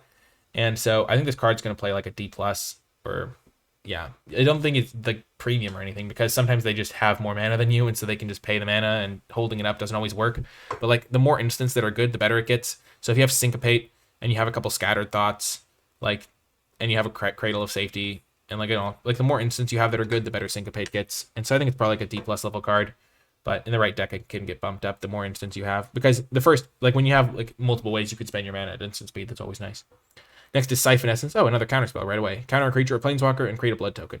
Now, I actually like Siphon Essence less than Syncopate, despite it creating a blood token, because there's less flexibility involved, and also it can't counter non-creatures, which means that the fact that it only counters creature spells at 3 mana means that oftentimes it's going to be hard to hold this up. And if this is the card you're holding up and your opponent like is playing a best of 3 game with you or something, they're going to be able to like play their non-creature on the key turn when you held up your Siphon Essence, and then you just get owned. And so you'd rather just have Syncopate there, because then they have to be staying on their toes. And so I think this card's going to suffer because of the presence of Syncopate. The Blood Token, I don't know how to evaluate. I'm currently not treating it as that much of a card, though in some decks a Blood Token is going to be quite valuable. If you think about the way Flip the Switch played out in Midnight Hunt, the fact that you could get a Disturb token was really relevant for that card. But then again, that card pretty much countered any spell, and again, this only counters creatures. And a Blood Token is worse than a 2/2 Disturb token. I'm almost guaranteeing that. I'm not going to 100% because sometimes weird stuff happens, but I'd be willing to bet that a 2/2 Decay Zombie token is better than a Blood Token most of the time. And so, especially with Exploit running around, it's just 100% got to be better with Exploit running around, where you just would love to have sacrifice fodder like that. But yeah, this card just doesn't strike me as very good. It reminds me of the card from Adventures in the Forgotten Realms that was 3 mana to counter a creature or planeswalker and then venture into the dungeon. And I feel like a Blood Token is similar. And also, even though blue was bad in that set and that was a factor for that card, I feel like this is also just not a great effect. 3 mana counterspell conditional. And yeah, I think Syncopate's better. I think this card's like a D or maybe even a D-. Again, I don't think I'm going to play it. And so maybe that just means it's an F. But I don't think it's like actually an F, because if you do play it, it's not going to be like do literal nothing a lot of the time. But maybe it's just a D-. Next is Wanderlight Spirit, 3 mana 2/3 flyer that can only block creatures with flying. That is a sort of card that plays perfectly with this strategy that we've been outlining for this deck, which is like play the Steelclad Spirit early, play your Lantern Bearer into Steelclad Spirit into like I guess your Wanderlight Spirit or your Stitched Assistant sacrificing the Lantern Spirit, and then just hold the ground with your Steelclad Spirits while you win with your flyers and your value from Scattered Thoughts and Repository Scabs and stuff like that. And I think Wanderlight Spirit actually fits really well into an aggressive version of this deck. It doesn't fit well into a defensive version because despite a 3 mana 2/3 being a good blocker, it not being able to block ground creatures is a major detriment for that idea. So I think it's going to get a C- because a 3 mana 2/3 flyer in the right deck is very, very good. It's harder to kill than a 3 mana 2/2, but not being able to block is pretty big downside for your 3-drop. Because if you're on the back foot and you draw this as your 3-drop, you're not going to be happy with where you're at. So maybe, yeah, it's probably a C-. I think it's a C-. It's the same card, I think. There was a card called like Hinterland Drake in Kaladesh block. I forget whether that could just not block artifact creatures, or whether something like that. But I don't think that one was able to block ground creatures either. I've definitely seen this sort of card before, like a 3 mana 2/3 that can't block creatures on the ground. And I think it performed pretty well in those sets, but a lot of the time it's going to depend on how aggressive blue is. And blue looks like it has a nice little strategy going of chipping in with flyers while you hold the ground. And so I'm kind of liking this card at C-. Not like a huge priority pick, but definitely a role player in that sort of deck. And if blue is not as aggressive as I am portraying it to be in this specific world, maybe it just gets like a D level grade, like a D+ level grade, because it's still going to be like a fine, like it's playing this on turn 3 and like chipping in is not going to be like the end of the world either, even if you are a defensive deck. So probably just going to give this like a C-. I think the deck is probably going to be, it's going to play well with the other cards. Next up is Wretched Throng. This artwork just really creeps me out, not going to lie. Not excited about that. Hopefully there's not some gruesome animation on Arena. Oh no, oh no, oh no, oh no again. Yeah, that was kind of my exact reaction when I saw this card. Ugh. I'm sure that was the artist's intent, was to make it like gruesome as heck, so I think they probably succeeded on that. When Wretched Throng dies, you may search your library for a card named Wretched Throng, reveal it, put it in your hand, then shuffle. So, a 2 mana 2/1 that kind of has some nice synergy with Exploit. Like, a 2 mana 2/1 is generally not the best stats, but if you have a second copy, you can get that one when this first one dies, which actually like gives you like repeatable sacrifice fodder. I think if you can get a couple of these, it's going to perform pretty well for you. 2 mana 2/1. The fact that you don't get it immediately means you can't like just spam the board, and if it doesn't die, then you're eventually going to draw your second 2/1, and you're not going to be that happy about it. And also, if you do play it, you have to like look at the artwork in your hand and get creeped out. But man, this one's hard to grade because I'm really biased against the card naturally by my like the fact that the artwork is so gruesome. Man, because for me it might just be positive EV, so I don't have nightmares. Just not play the card. It's probably just like, oh gosh, I think it's like if you get 2 copies of it, then it plays it like a C-, because like a 2/1 that dies into a 2/1 into your hand is like a reasonable card. But if you don't get a second copy, it's like an F, And so, because you just don't want a 2-mana 2/1 with no extra text. And so, like, when do you take the first copy? Because I feel like nobody else wants it. It's like a weird game theory thing where if nobody else is taking it, you can maybe get all of them. And then you have like kind of a chain going. So it's probably like a D+. Because it's not even that impressive when you're just chaining your 2/1s. But if you are using the creatures for something and you just need creatures to hold the ground while you win in the air, that's probably just a D+. Like, I feel like the first copy is just going to be a card you pick up sometimes. It's the fact that you don't really get to control when you get it, and your opponent can just, like, if you're attacking them with it, they can just take the damage, or, but yeah, you have exploit to get the second copy. But then in the mid game, when are you playing a 2-mana 2/1 and you're happy about it? And yeah, blue's 2-drops are interesting. I think Steelclad Spirit's actually looking like the best of the bunch. The more I'm thinking about it, the more I kind of like it. Like, putting it at like a C- grade is probably ambitious, but because it can't attack, and so a lot of decks aren't interested. But just with blue's other cards, it makes me happy to think about how that card would play out. I'm really liking Lantern Bearer. I think this card just might be a C+. Putting it in the B- range would be a bit aggressive, I think, but I could see it happening. It's just such a powerful impact on the game if you have cards that work with it. I guess we'll think about it as we play look at the other colors. This card's probably up to C. This card's all the 4-drops are probably C's. We haven't really been going into the B range very much. We haven't been venturing there because I just don't really. I think I always give very conservative grades to cards, but the way I think about them generally is like, where am I going to take them in the draft? I think the way some folks evaluate cards is how good is this card when you're using it, which isn't always the most practical way to think about a card, because even if a card is good when you're using it in the deck that it's good in, doesn't mean you're going to be taking it early in the draft. And Bs are the cards that I'm generally taking, like picks 1 through 4 and stuff, I think. Okay. But yeah, looking at blue, I mean, especially in comparison to white, I think blue looks a lot better just off the bat. If I had to, like, shot in the dark right here before I do my, like, all of my deep analysis for the set, if I had to guess, I would say the blue is better than white in this set based on the commons. Because blue just looks like it has more powerful commons and commons that play well together, whereas white's a little bit all over the place and has weak cards. But yeah, interesting. We've covered 2 of the colors, and we're getting ready to go into the 3rd color, which is black. First up in black, we have Aim for the Head. 3 mana. You can kill a zombie, or you can make them discard 2. So it's like a mind rot with extra upside. I think that actually makes the card reasonably better. It probably actually bumps the card up to, like, if I had to guess, like C- level. Because if you kill a big zombie with this, you get a pretty reasonable removal spell. And Mind Rot is usually like a C- level card, where if you, or D+ level. Mind Rot is usually a D+ that everyone talks about as if it's a C-. Like, people are just like, oh yeah, Mind Rot, it's a C-, you can play it, but nobody ever does. But this card's actually a C-, because if you kill a zombie with it, you're totally fine, and making them exile 2 cards is nice. And the fact that it's exiling instead of discard is actually really relevant to this set. So I think it's like a C-. Aim for the Head. Works every time. Doesn't look like it worked here. Actually, I guess it does, because it exiles the zombie. Next up is Bleed Dry. This is a card that kind of bugs me from a design standpoint. When I read this card, I was like, why doesn't this just say exile target creature? 3 words, very simple. It doesn't have to have this weird, like, complex -13/-13, like, extra, like, trinkety thing. They're, like, really overdoing the -13/-13 thing. It was, like, really cool when they had, like, one card that was, like, -13/-13. You're like, oh, 13's kind of a scary number. And then they were like, okay, Triskaidekaphobia, this is the fear of 13. This was back in, like, Shadows over Innistrad or Eldritch Moon. One of those 2 sets had that one. Where it's like, ooh, the fear of 13. So if someone has a life total of 13, they lose the game. And then it's like, oh, Triskaidekaphile, this guy loves 13, so we're going to do 13 there. And then it's like, well, every card doesn't have to be 13 just because you're on Innistrad. Like, you could just say exile target creature, keeps the card simple, doesn't make it like it could be 3 words, but instead the card is like 15 words, which is just like, let's just see, 1, 2, 3, 4, 5, 6, 7, 8, 9, 10, 11, 12, 13, 14, 15, 16, 18 words. I included -13/-13 as 1 word, but like 18 words when it could have been 3, like, that just contributes to making a set feel more overwhelming than it needs to feel, in my opinion. And it doesn't change the way the card plays out at all.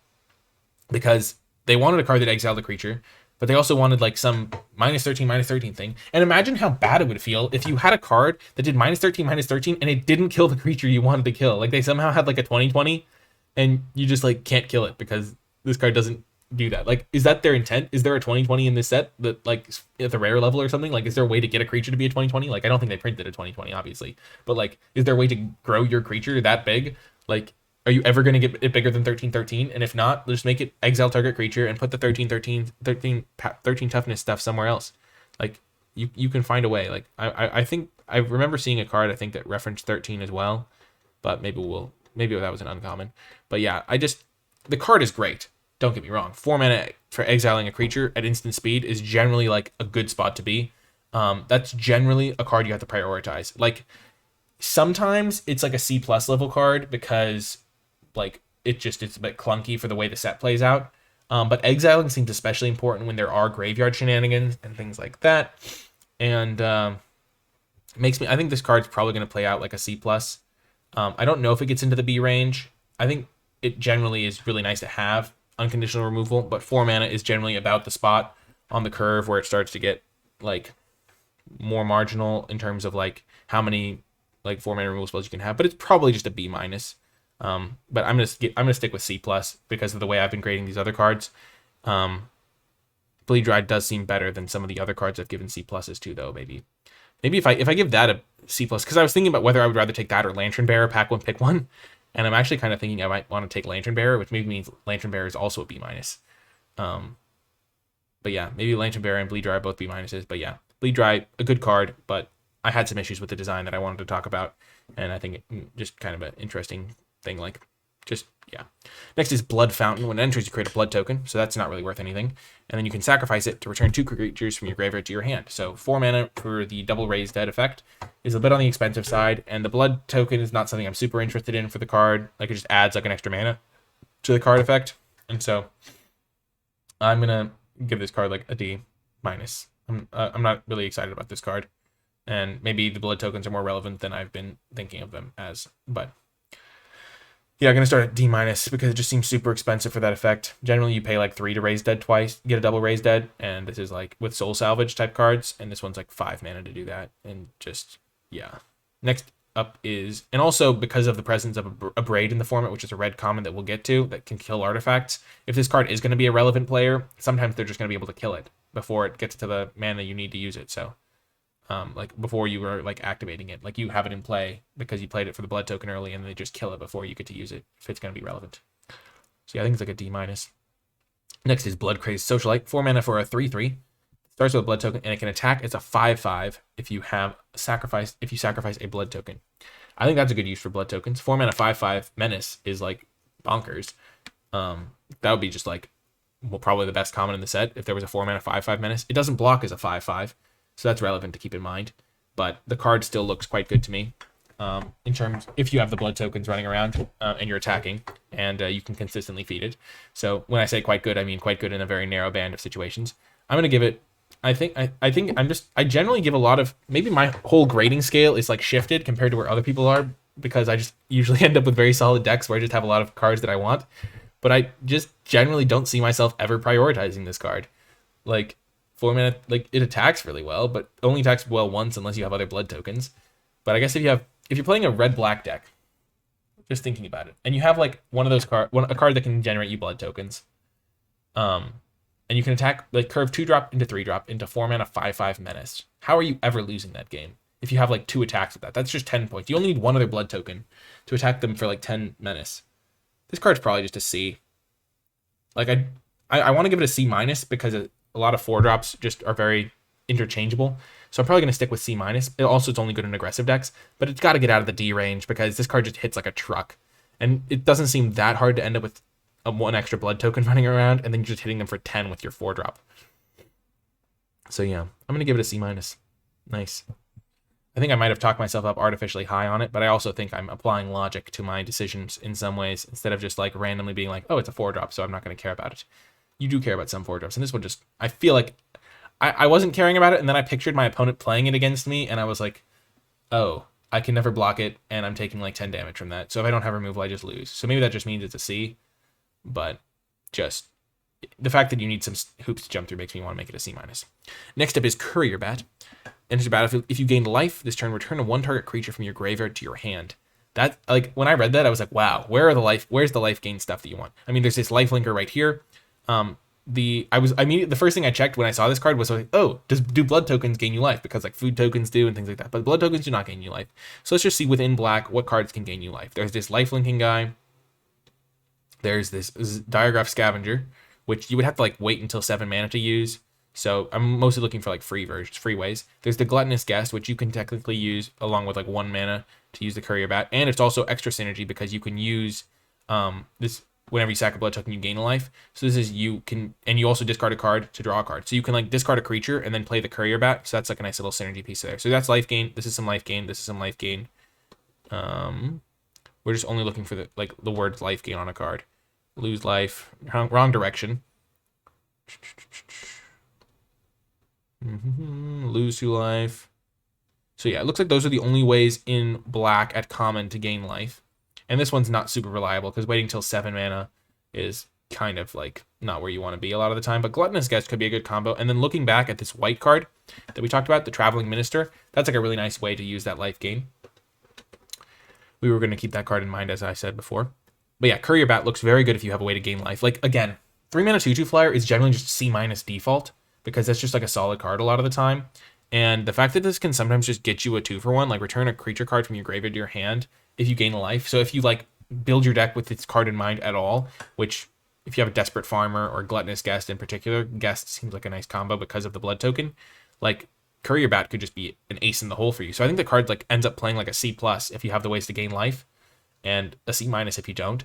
And so it's on a sliding scale between that range. So it's probably just like you treat it like a C, which I know giving a card a C grade, what's the world coming to?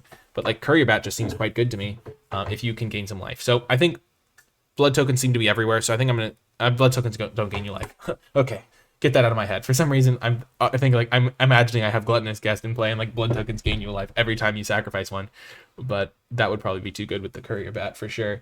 So you just have to make sure you have some life gain, but it's sliding. It's like a sliding scale from C- to C+, depending on how many ways you have to gain life. Next is Desperate Farmer.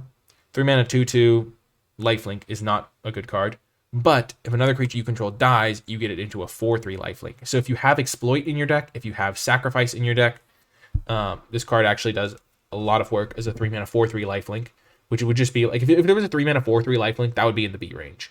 And a 3 mana 2/2 would be lifelink would be in the D range.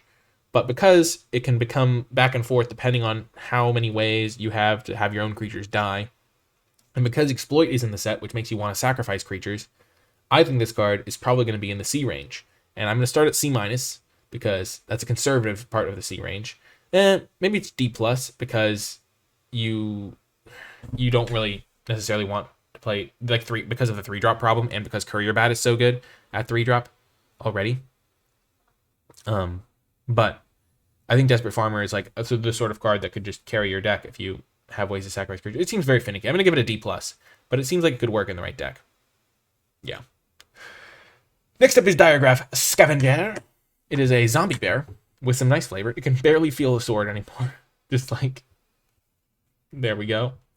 It's a 4 mana 2/3 Death Touch, so it blocks anything, but 2/3 Death Touch is a bit expensive side for a like small static creature. It doesn't attack or block. It doesn't attack particularly well, and so it's mostly just a defensive card. But then you get to drain them for 2, which is kind of nice. Kind of like a vampire spawn in that way, and you can exile cards from your opponent's graveyard. So the fact that it's got graveyard hate tacked on is quite nice, and you can get rid of their disturb guys before they get to use them.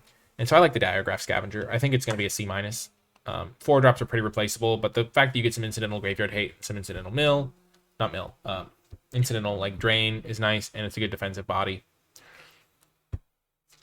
Maybe it's just a D+ because it's such a replaceable thing with like there's multiple 4-drops that are looking good, and it doesn't attack well, so it's only a defensive card. Yeah, probably just a D+.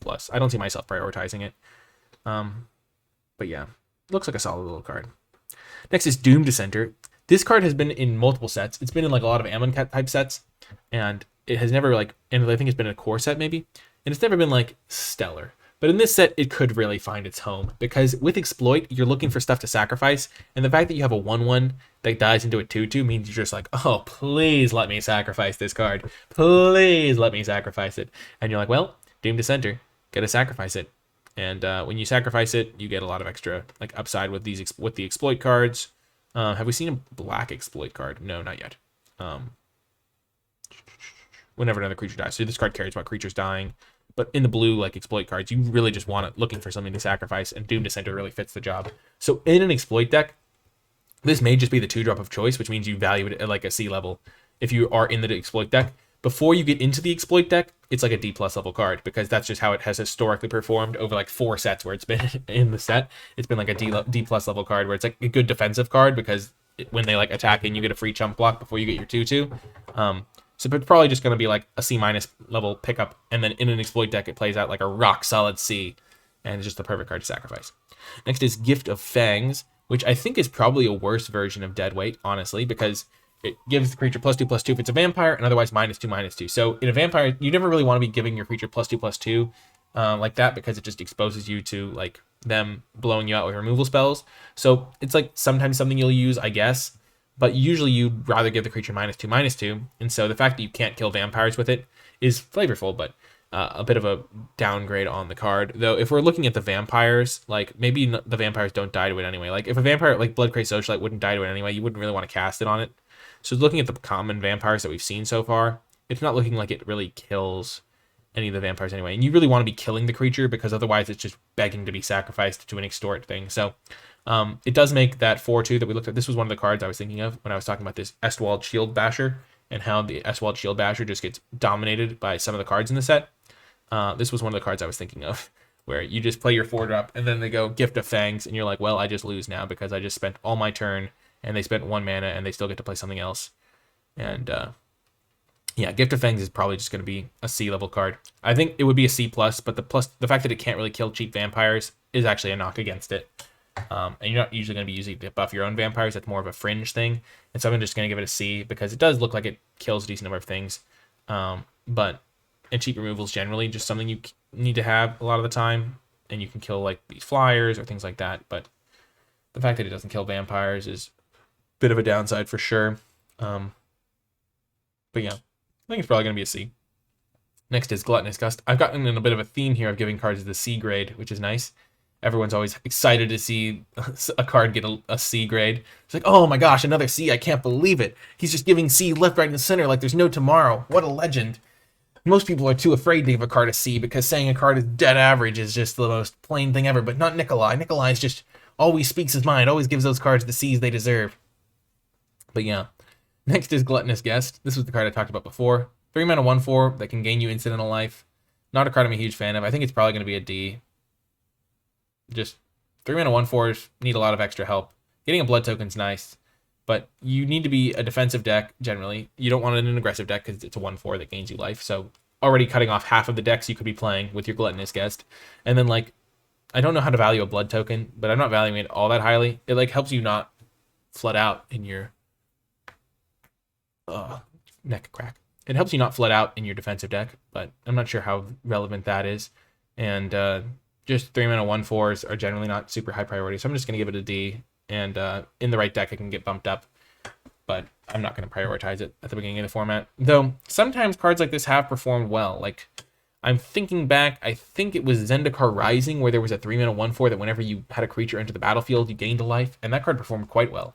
And if there's enough blood tokens running around, maybe this card's just like absolutely fantastic, and I just look like a fool. But I'm going to start off by being like, yeah, 3 mana 1/4 is not my jam, and I'm going to give it a D. And then I'm going to be like, well, in the right deck, it could be better. And so that's my little like out. Next up is Grisly Ritual. 6 mana, destroy a creature, get 2 blood tokens. Pretty straightforward. Not a very powerful card. That card's just like a classic D, because it's just so mana inefficient that you're not going to really ever get an advantage with this. But the 2 blood tokens could just carry the card. Maybe every blood token is worth like half of a letter grade, and I'm just like horrifically misevaluating it. But like, I don't know. I feel like until I see a token, I'm like, it doesn't exist to me. And so every time I see blood token, I'm just like, oh, that just doesn't have an impact on the card. That might be how they designed the Disturb cards. Not the Disturb cards, the Decayed cards in Midnight Hunt. And that's why they were so good, because they're like, oh, we're just put the word Decay on the card and it'll stay the exact same. But blood tokens have to be worth something. And the key is to figure out what the blood tokens are worth. So if blood tokens are worth like a quarter of a grade, maybe this gets a half a grade bump. But I can't imagine me ever being passionate about playing a 6 mana to destroy any creature. So I think I'm just going to keep it at D. And it could even be a D-, but maybe the blood tokens make it a D. That's what we'll say. But yeah, it's just like a D. It's just very clunky removal, and you'll sometimes play it. Is this person just getting evaporated? Oh my gosh. Horrible. You can always tell who's new from the screaming. Jeez Louise. Yeah, oh my gosh, this person's only got their shoes left. And the rest of them is just getting turned into candles. Didn't know that was how candles were made, but makes me happy that I don't have any candles on me, because that's terrifying. Next is Mind Leech Ghoul. You exploit. Each opponent exiles a card from their hand. 2 mana, 2/2. You don't have to exploit, and you can exploit yourself. So if they have 1 card left and you know what it is, you can like exploit the zombie to itself to like knock that out of their hand. But generally 2 mana, 2/2 with marginal upside. This one's very marginal upside because on turn 2 you're not going to be sacrificing this to itself most of the time. Though if you do have a random 1-drop, you can exploit that. That's pretty nice. And in the mid game, a 2 mana 2/2 that like sacks a creature to like, you generally don't have creatures that are better than a 2/2. And so when you're exploiting creatures, you want something that you actively want to sacrifice in order to be happy using it for the Mind Leech Ghoul. And so in this case, you're not generally going to be in a spot where you have a ton of, like, unless you have great sacrifice fodder and you like built a good deck and you're in the mid game. So I think this card's mostly just a 2 mana 2/2 vanilla, and I'm just going to give it a D+. I'm not going to prioritize this 2-drop, I don't think. But if you do have some 1-drops and stuff like that Lantern guy that we were talking about in blue, could be the great curve. But even then, like, you don't generally want to be sacrificing your creatures on turn 2 if you're not getting a huge impact on the board or some impact on the board. Next is Persistent Specimen. Oh, nice. The perfect card to sacrifice with Mind Leech Ghoul. 1 mana, 1/1 that you can then return. So I guess if you have ways to sacrifice creatures and you need fodder, Persistent Specimen's your guy. But you're not going to have to prioritize this, I don't think, because I don't think anyone else wants it, because it just seems very medium. I guess it does return tap, so it can't like infinitely block very well. So I think it's just a D. You'll sometimes play it, but it's not a card I'd ever prioritize. Next is Pointed Discussion. Draw 2 cards, lose 2 life, and create a blood token. That's actually kind of nice with the extra card draw, because in the mid game, you create the blood token, and then you can filter away the cards you don't want, now that you have extra cards in hand. But draw 2, lose 2 at sorcery speed is just generally not very good, so I'm going to give this a D as well. Just not a card I'm excited about. Small Talk is a dying art, and you can't even target the opponent for that sweet burn them out with your card draw spell, which is always a fun thing. Red Recluse, if you discarded a card, you transform it, and it becomes a 3/3, and whenever it attacks, they lose life and you gain life. Are there ways to discard your own cards that I haven't been seeing? I haven't seen a way to discard a card.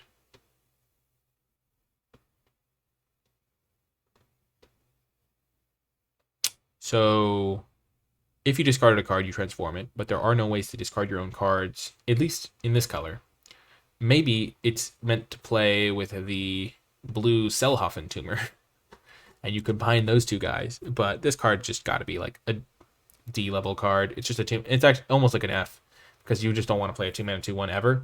So if you don't have ways to discard cards, it's just an F, and kind of maybe D-, probably D-, because a 2 mana 2/1 is technically playable.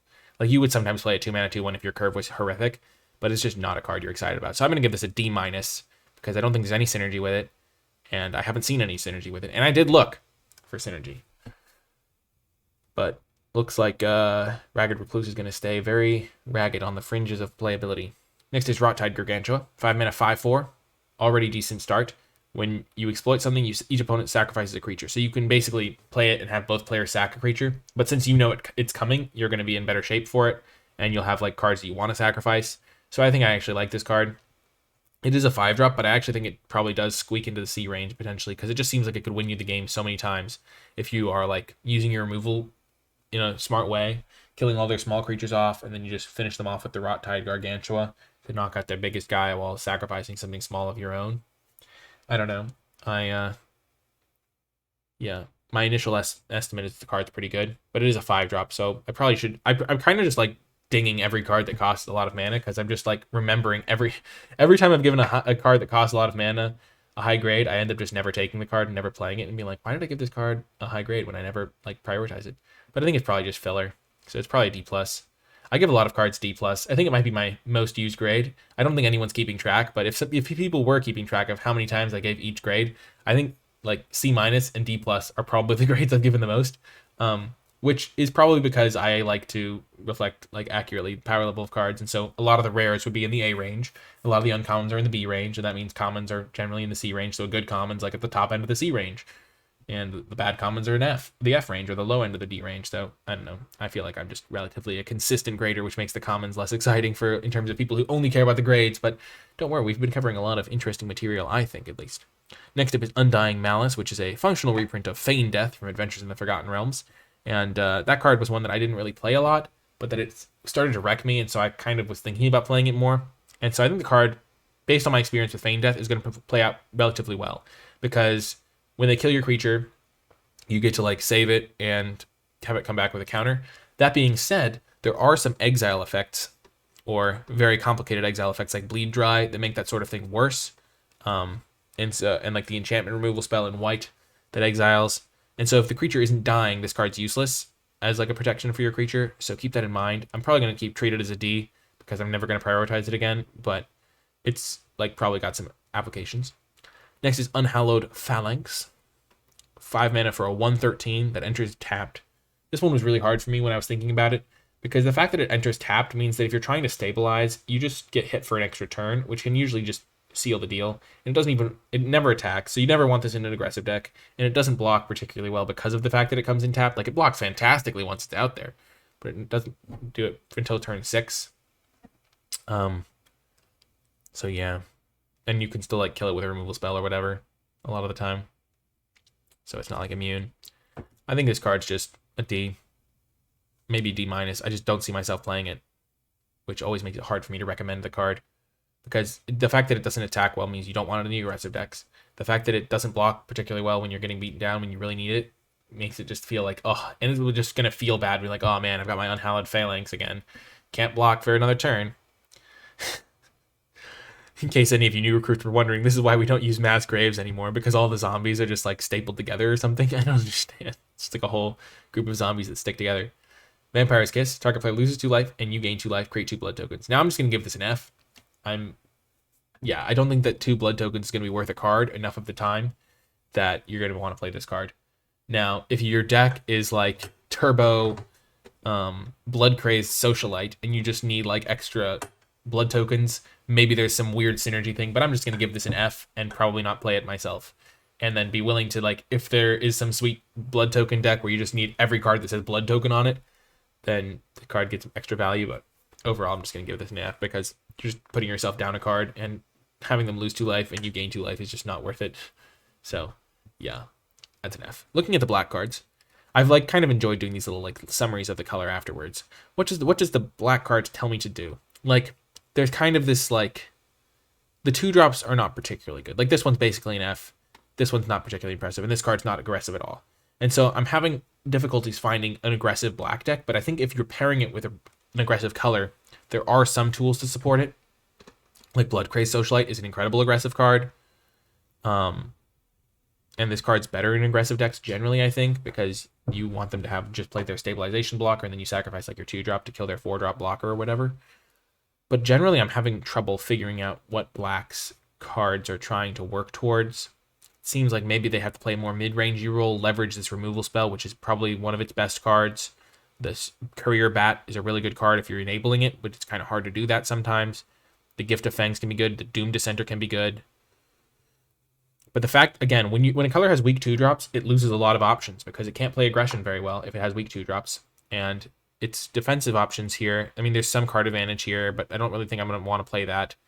There's like some good removal to help you stay alive.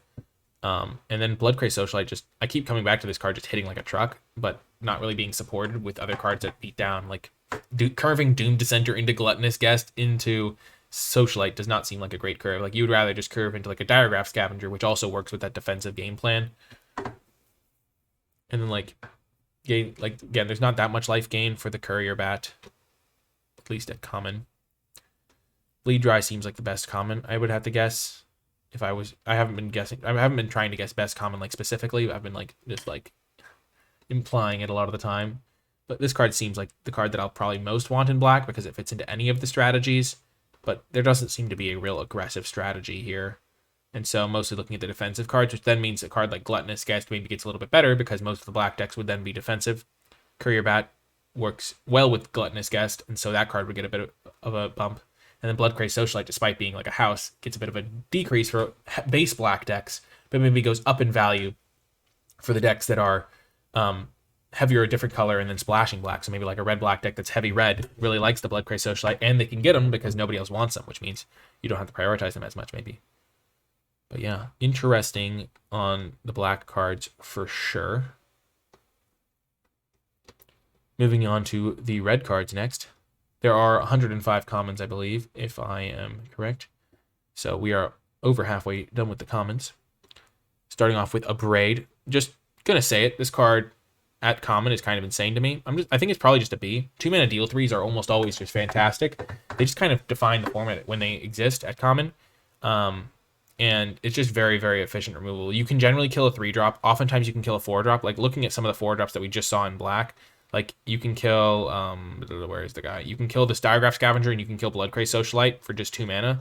That's just like game changing at a common 2-drop. So you're going to be taking this card very highly. I said a lot of commons don't end up in the B range, but starting off a draft with an Abrade seems like something that's going to happen a lot. And so I'm going to give it a B. And you can even sometimes just hose artifacts that randomly come up. Like if there's an artifact bugging you, just Abrade it. So it's going to make artifacts worse because Abrade is in the format. That's just like something that's kind of interesting to note.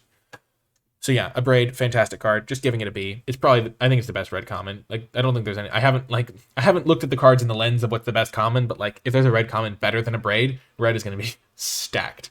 So yeah, Abrade. Ancestral Anger. This is a card. When I said earlier that sometimes by discussion or by talking to folks, you can learn that a card is sorcery instead of an instant. This was the card I was thinking of because I thought this was an instant at first. I was like, oh, it's like Defiant Strike, but it's a sorcery. So that immediately makes the card not one I'm super excited to play, and I don't think it's really super like useful. I mean, you open yourself up to getting blown out by like removal, and you don't really get a lot of upside for it. So unless you have like a real reason, like instants and sorceries payoff, you're not going to want the card, which means that if you are in the instants and sorceries payoff deck, you can probably get Ancestral Anger whenever you want. Next is Belligerent Guest. So that means that I'm probably going to give Ancestral Anger just a D. But if you're in the right deck, I mean, probably a D-, and then in the right deck, it goes up a little bit. Next is Belligerent Guest. This is a way to get recursive blood tokens. So this was a card that kind of looks like it plays well with that massive 4-mana 3/3, the Socialite. They're crazed for blood, and the guest is happy to provide the blood if the Socialite's willing to attend their party, I guess. So if you can attack in with a 3/2 trample, and if you attack into another 3/2, you're going to end up netting a blood token if they trade. So that's nice. You get some extra resources from your 3-drop, and then you can use that to fuel your other blood synergies. Overall, just a nice solid 3-drop. I like it because it makes blood synergies better, and also just like almost simulates a rummaging effect. Like if you can consistently attack with it, you get a few blood tokens saved up, and you can just use those to smooth your draws. Man, now that I'm thinking about it, a blood token is actually kind of nice. You just get to like it's not nice if you're just only getting blood tokens, but it's kind of nice to have the way to like smooth your draw. That's a kind of a cool mechanic. I know I was kind of talking about how Cleave looked a little bit odd to me, but the blood mechanic, I'm kind of thinking about it like, wow, that's kind of a neat one. I would think it would be attached to life gain in some way, though. Every time I think about it, like life is attached to blood in a lot of cards. You often it's associated with draining. And so I feel like there could have been a world where every blood token was like an extra deal 1, gain 1 life to the opponent. Like you deal 1 to the opponent, you gain 1 life. But that probably would have been forcing it down a less narrow, like into a very aggressive play pattern that they maybe didn't want. But Belligerent Guest seems like a pretty solid card. Probably going to give it a D+, though, just because 3-drops are a dime a dozen. But 3 and a 3/2 trample is fine. And maybe not even, yeah, it's just a fine card to put in your deck. Next up is Blood Petal Celebrant. This is a card that I'm actually pretty excited to play with. 2/1 first strike attacker is really hard to deal with in the early stages of the game. And that's what this card is. And so when you have a Blood Petal Celebrant, you just need to, you just attack, and it makes like combat tricks a little bit better, and it's just like really hard to go wrong. And then when it dies, you create a blood token, which is pretty nice. It's not a great defensive card. So in an aggressive deck, I think this card's a C- because, as I've been saying this entire time, 2-drops are really important, and so the good 2-drops are worth taking early because you need them for your aggressive decks. Your deck just can't function without the 2-drops, and this is a pretty good one. But it's not great in a defensive deck, and so you don't want to play it there. But yeah, pretty reasonable card. But I still think it's worth prioritizing because I think most red decks are going to be aggressive, and so you're going to want the card. So like knowing what the color is doing really influences. Like if this was in like a color that doesn't care about attacking very much, then it goes down in value. Next is Bloody Betrayal. It's the classic steal effect. You steal your opponent's creature and then you sacrifice it. But I don't really remember seeing a ton of sacrifice effects. Like, did we see a lot of sacrifice effects in black? Like, that's generally where the sacrifice effects come from. And if there isn't a sacrifice effect in black, then it probably... Oh, there's Exploit. Duh. Good thinking. So yeah, if you have enough Exploit cards, Bloody Betrayal becomes a removal spell that also fuels your other cards. which is great. It actually has like a sweet combo with the blue card. There's the blue 4-drop that we looked at, where you can use... Well, let's just bring the card up, because the cards are all new, so I don't want people to just be like, what blue 4-drop? There's this guy, the Repository Scab, where when it exploits a creature, you return an instant or sorcery from your graveyard to your hand. And so if you have enough exploit stuff going on, you can use the Bloody Betrayal to steal their creature, and you're at 7 mana. Play that guy, exploit the creature you just stole, get back Bloody Betrayal, and then you just repeat the process, which is kind of fun. So Bloody Betrayal is a synergy card. You can't play this in just a normal deck generally. I mean, you'll sometimes be able to play it in your aggressive decks to close the game out. So in that regard, it's like a D, because sometimes you'll just put one copy in and it'll be fine. But it's more of a build around for if you're an exploit deck that is like either a lot of exploit cards in black with red, or a lot of exploit cards in blue with red. And then you play Bloody Betrayal, and you get an extra removal spell if you leverage your cards properly and line them up, which makes this like a build around in those decks and puts it into like the C range, because that's a pretty powerful effect if you can steal your opponent's creature, hit them, because then this card's playing out like a 3-mana deal 4 to the opponent, kill their biggest creature, which is really good, and give yourself a sacrifice fodder for your extra effect. So that's really good. So in a heavy exploit deck that plays like dabbles in red, this card could be really good. So I'm gonna give it like a D outside of those decks and like a C plus in those decks, because that's just a really nice effect, because it's like fueling a very powerful part of your game plan. Or maybe just a C in those exploit decks, because it still has to come together and it's kind of expensive, but still quite a big bump, like a full grade. But yeah, next is Daybreak Combatant. After weeks of unending darkness, a glimpse of dawn was all the people of Stensia needed to rekindle their will to fight. I guess it's a very fleeting glimpse of dawn, because they only get +2/+0 for a turn. Not a huge fan of this card. It comes down, attacks as a 4/2, or makes something else attack, and then it's a 2/2, which doesn't have a tremendous impact on the game. And just seems too fleeting for me to be excited about it. So I think it's just a D. Not a card that I'm going to be overjoyed to be playing. It does work with like Blood Petal Celebrant if you like can attack in with that, an extra turn or something like that. But 3-mana 2/2 is just too understated, even though it does have some extra upside at some points. And the Festivities, just going to give this an F. Deal 1 damage to each creature in your opponent. You'll sometimes side it in, maybe, if there's a certain matchup where you just see all 1 toughness creatures. Like if they just have all Blood Petal Celebrants, you'd side this in potentially. But you don't want to main deck this sort of card, because it's just not going to do anything a lot of the time, which is just one of the downsides of this sort of effect. Next up is Falconwrath Celebrants. 5-mana 4/4 Menace. Creates 2 blood tokens. So blood tokens are flying around. 5-mana 4/4 Menace is just not particularly good, though. I don't see myself prioritizing this card. I'm going to give it a D as well. I guess the 2 blood tokens mean that you're probably not going to like flood out after you play this card, which is nice upside, but it feels like you're going to be able to get the blood tokens from just like random cards that you're playing anyway. And so I'm not like really prioritizing that. Like, how many blood tokens do you really need? So yeah, I'm going to give this a D. 5-mana 4/4 Menace is not a card I'm thrilled about. Next is Fearful Villager. This is just so weird to me that they give like this. It's a 2/3 Menace that flips into a 4/3. When in the last set there was Shady Traveler, which was a 2/3 that flipped into a 4/4, and it wasn't in red. And red is like normally like the better color for werewolves, and so it just kind of bugs me. If you want, I was like, I was wondering if I had the window shade up, and I do.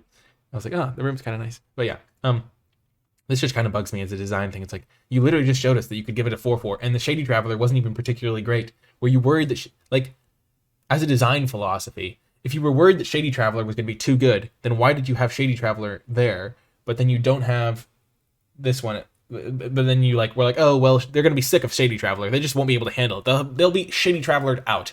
So we'll make a weaker version in this set, which just bugs me a little bit. The card's not particularly great. Shady Traveler was like a D+, and this card's like a D because it flips into a worse card. It's probably still a D+, honestly, because a 4/3 Menace is similar to a 4/4 Menace in many ways. But, I mean, it's actually, Shady Traveler played out like a D. I was never super thrilled to play it, so this card's also like a D. Just not great.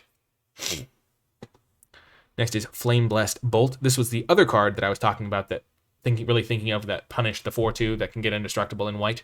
But deals 2 damage to a creature planeswalker and it exiles, which is just really nice. Exile's super relevant. I think this card's going to get like a C+ level grade from me, because instant speed, you can punish stuff, you can exile their disturbed creatures, which almost lets you get it makes you feel like you're getting a 1.5 for 1. Most disturbed creatures are pretty small.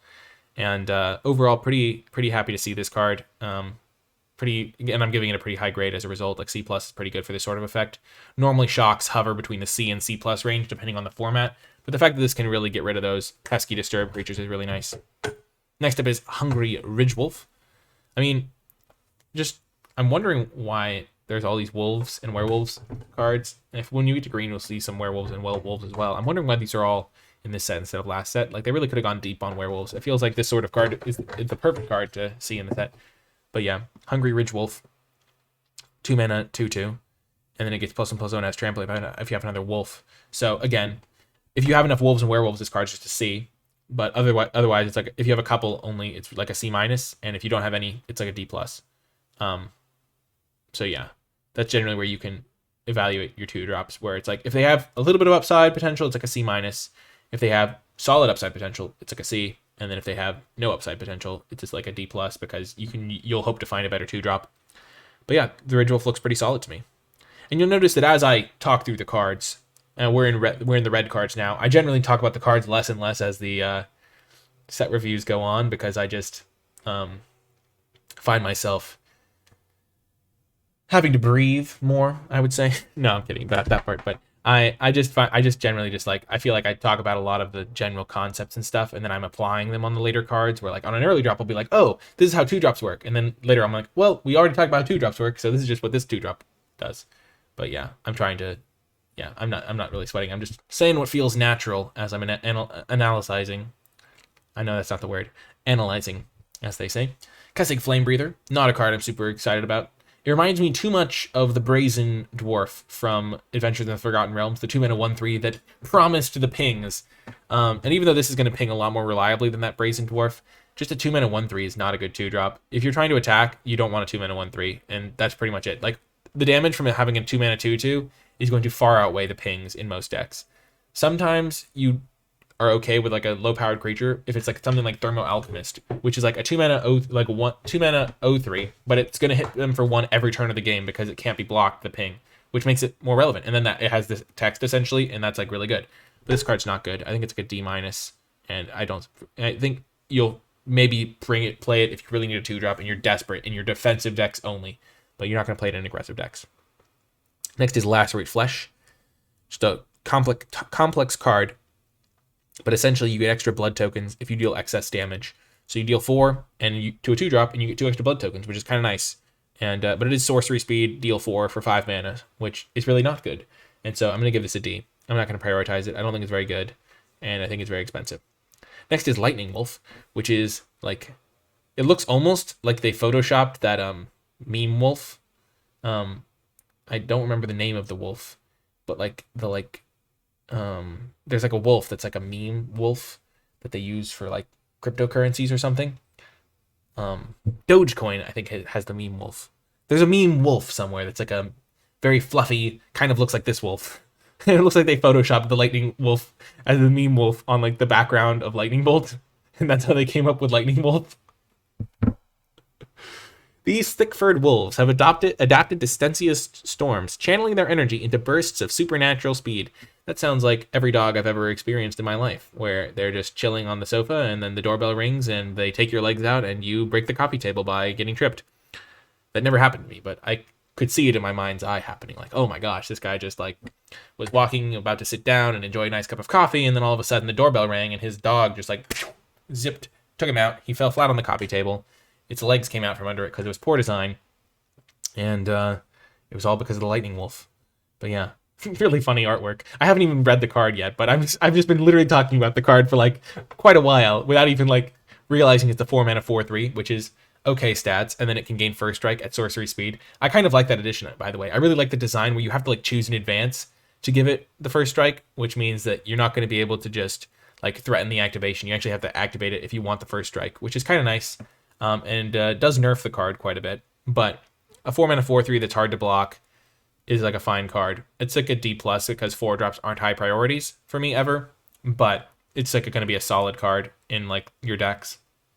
And so, yeah, I guess when I say solid playable as a C-level card, maybe I should just reevaluate the way I've written down the grading scale, because like solid playable that you have to prioritize, I guess, would be a better way of saying it, because it's like, you don't have to prioritize Lightning Wolf. If you don't get a Lightning Wolf, you're going to get a different 4-drop that's like basically the same effect on your deck. Like you'll get the 4-mana, like you'll get, if you don't get the Lightning Wolf in your black-red deck, you'll get the 4-mana 3/3 that grows with the Menace thing or things like that. Like you'll get other 4-drops. You don't really have to care about like the non-premium cards. Like Organ Hoarder is a fantastic card because everyone wants Organ Hoarder. It's a fantastic, like in Midnight Hunt. If you don't know, if you've never heard of Organ Hoarder, it's a card from Midnight Hunt. But it's like 4-mana 3/2 that you basically get to look at the top 3, take a card, and put the rest in your graveyard, and just, it's an absolutely incredible card. Everyone wants it. Gets you great card advantage, great card selection, even extra value if you mill something important, and everyone wants that card. Lightning Wolf is the sort of card where it's like, well, I played my 4-drop, and it's a Lightning Wolf this time around. It could have been literally any other 4-drop. Nobody really cares. But like, you still want some 4-drops, and this one's like a relatively solid 4-drop. It's not like a terrible card, but it's like a D+. Next is Pyre Spawn. 6 mana, 6/4. Not great stats right off the bat, because it trades with Lightning Wolf, and you don't want that. But you just want your 6/6s to be a little bit beefier. But when it dies, it deals 3 damage to any target. So you're going to be able to get some like extra value out of it when it does die, which it probably will because it's a 6 mana 6/4. Just, you don't need to prioritize 6-drops. This card's like a D because 6 mana is 6/4 is like a fine card, but you'll probably be able to get it like 9th pick because you can only run so many of these sorts of effects. Next is Reckless Impulse, another card that sadly to say I think it's going to get a D just because you can't really use the 2 cards super effectively in most situations, so you kind of have to wait until the mid game, and you're probably not going to be flooding in the mid game because of the blood tokens, so you're going to be able to get rid of those extra lands, and so you're going to be using this as a card draw once you get to like 5 mana or 4 mana, or like on turn 4 you can play this, and then like if you haven't played on turn 5 you can play this, and if you haven't hit a land drop you can play a land and then play a spell, and you have that whole next turn to play those cards as well. But it just kind of locks you into like subpar sequences for an extra card, which probably isn't worth it, and sometimes you'll whiff, and you can't play it in the early game. And so I'm going to give it a D. Like, you'll sometimes play it. In an aggressive deck where that needs some card advantage to close out the game, it could be okay. But it's probably just a D. Next is Sure Strike. Like, classic D+ combat trick. Like, it's actually a pretty scary combat trick because you pretty much always win the combat with it. And so I'm kind of afraid of Sure Strike when my opponents attack me and I really want to win the combat. But not a real high priority anyway. So maybe that means it's even a lower grade, like, but I find it hard. I don't want to give it the same D grade that I've given other cards. That's why talking about them is a little more important. But yeah, Sure Strike, it's a pretty solid combat trick, but you don't really need to prioritize combat tricks. They're kind of a dime a dozen. Whichever combat trick you have, it's going to kind of do its thing. Next is Voldaren Epicure. I think this card is just an F. You don't really want a 1-mana 1/1, even if it does ping them and get you a blood token. That's just not going to be worth it. The blood token is not worth enough to consider playing this. Like, imagine if this is a really, really bad version of Shipwreck Sifters from Midnight Hunt that could never grow, was always a 1/1, and then you can randomly discard a card to draw a card instead of draw a card, discard a card, because that's kind of what that is. Even if you're using the blood token, you still don't want this card. Just an F. I'm never going to play that card. Or at least I find it highly unlikely that I will ever play that card. Next is Weary Prisoner, the final red card. 4-mana 2/6 Defender. Not really a card you want in your red decks, but it becomes a 6/6 that has to attack. I kind of like the contrast between Defender and has to attack, which makes sense because how the heck could this guy ever attack? But I mean, how could he block either? Like, kind of the narrative is difficult. Like, I mean, he's like, if I was attacking somebody and this guy was the guy that was guarding that person, I don't think that they would be able to do much to stop me. Let's just say that much. I mean, this person would be able to do a heck of a lot because they just broke the door down and the entire wall, which looks like solid masonry because you don't see any crumbling there on that wall. It just looks like very well masoned together, but he just broke the prison. Oh, you can even see the signs that he's a werewolf by these little like claw marks. That's good artwork. Your guard attacked me. He got what was coming to him. And now I'm coming for you. Oh my gosh. Vengeful. Wrathful, some could say.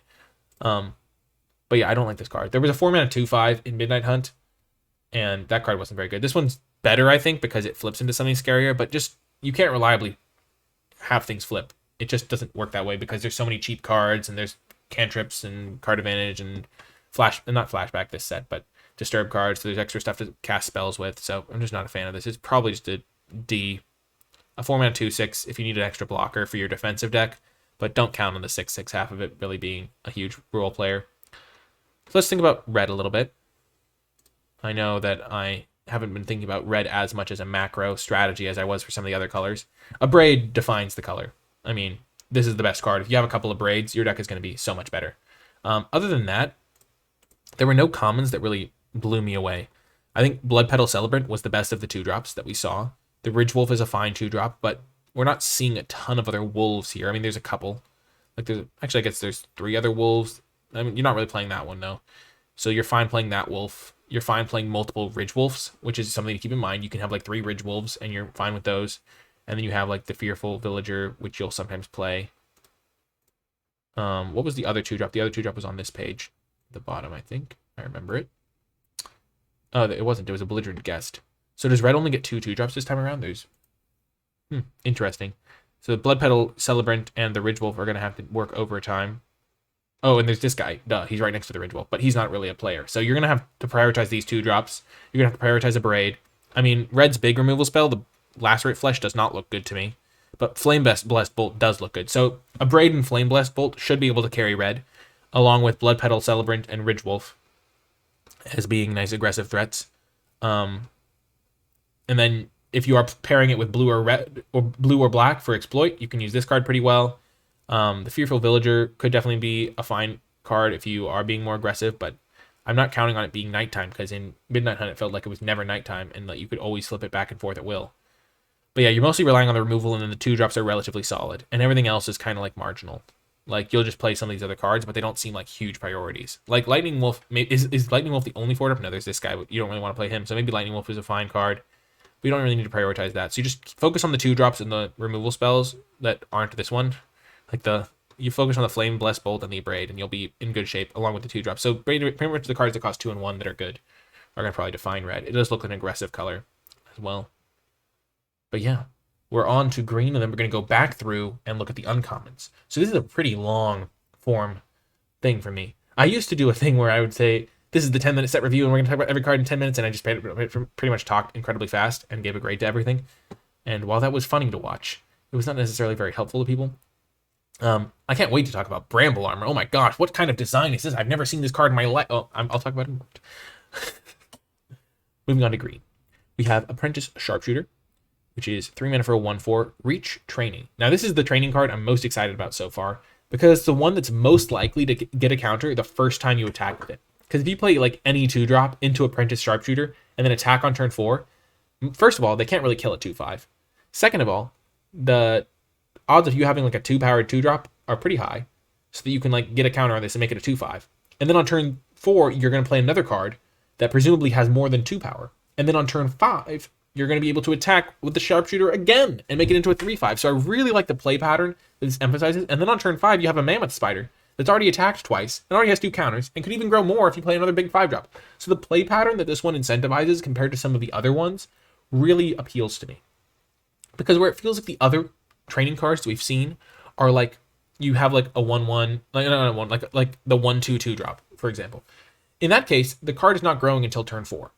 Because you play the 1/2, let's just bring up the card so that people know what we're talking about, because the set is new and not everyone has a laser-like memory for random Perish Blade trainee. So with this card, you play it on turn 2, and then on turn 3, you play a creature, and this card attacks for 1. It doesn't get a counter. And then on turn 4, you finally can attack and get a counter on your Perish Blade trainee.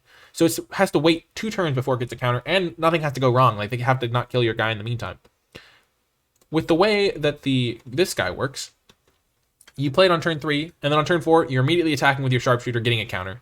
And then you're playing another card that could potentially give it a counter. And so you're constantly being able to stack counters on this guy, which really seems nice. And like, the counters are actually a reasonable portion of the card. And it makes me want to give it like a C-, which is, as we can tell from my grading scale, very, very high on my grade. But like, it's like 3 mana 1/4 doesn't normally get a high grade for me, but this actually seems like a kind of like good use of the training mechanic, because high toughness pairs very well with it. And it looks like he's doing a no-look shot, which is another like upside. Like, he's going like fire at will. Oh yeah, like fire at will. It's kind of cool that they hold their crossbows like muskets. So they're kind of like, and they've got the tri-cornered hats. So they're like old Revolutionary War people. Innistrاد's best archers are trained by the Quiver of Keswick, an order of Cathars who specialized in ranged combat. And they have very good targets. Like, the target dummy actually looks like a werewolf. So yeah, that's kind of nice. But yeah, ranged combat. That makes sense that archers would be trained by specialists in ranged combat. But yeah, I think Apprentice Sharpshooter is like a C-. I'm actually pretty excited to try it out and see if that play pattern actually holds up. And then in some decks, you're fine playing a 3-mana 1/4 defensive body, but that's generally not where you'd want to be ideally. You'd ideally be able to get a counter on it, because a 3-mana 2/5 is actually legit. Oh, actually, it would be a 3/6. It wouldn't be a Mammoth Spider. It would be better than a Mammoth Spider if it had the ideal play pattern. And like the fact that it's so low power means you can keep getting counters on it. Oh my gosh, imagine if this is a 4/7. That'd be amazing. But yeah, I like Apprentice Sharpshooter. And I think there also might be a couple of cards that care about having high toughness, and it has a high toughness, so that's nice for those as well. So I'm gonna give it a C-, which is pretty high considering normally I wouldn't give this card a huge grade if it was just a 3-mana 1/4 reach, but the training actually adds a lot to it. Next is Bramble Armor, and I'm kind of frustrated because Bramble Armor was not a good card last time around.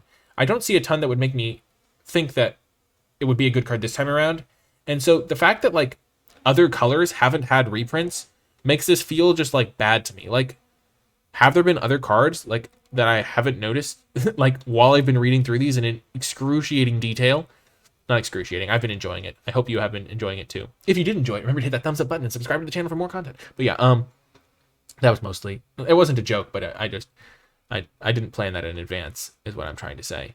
I just figured it would be funny to say as a meme there. But yeah, they only did it in green. And this isn't the only time they did it. Don't worry, we'll get to that again. But they reprinted Bramble Armor, which, first of all, has very low upside. Because if the card is bad, it feels terrible to see it again here. Because you're like, wow, this took the spot of another card that could have been here.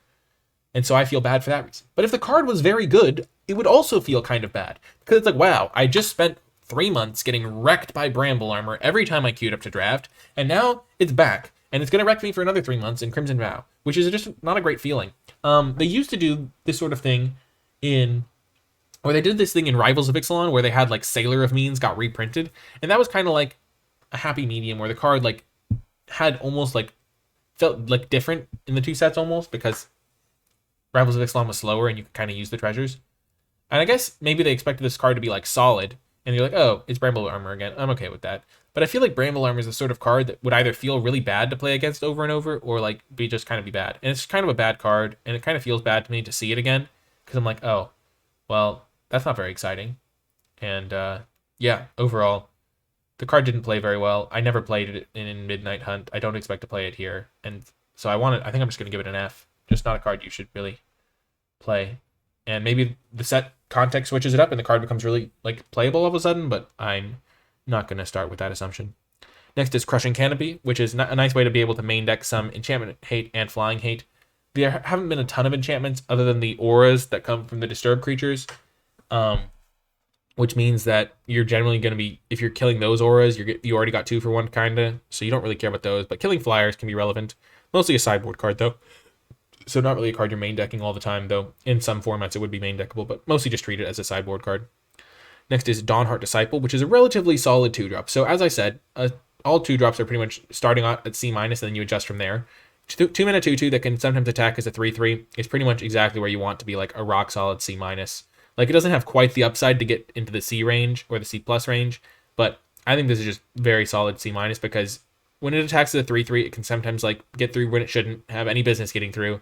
And then otherwise it's just attacking as a 2-mana 2/2, which is what you expect. It's a human for any synergies with those.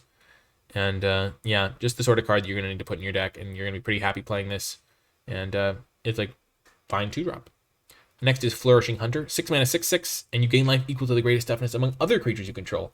So it's like a Hill Giant, Herd Gorger, or Honey Mammoth. I like to think of them as Honey Mammoths because that was the OG from Ikoria. Ikoria was a sweet set that I really enjoyed, and so I like to quote those cards whenever I can.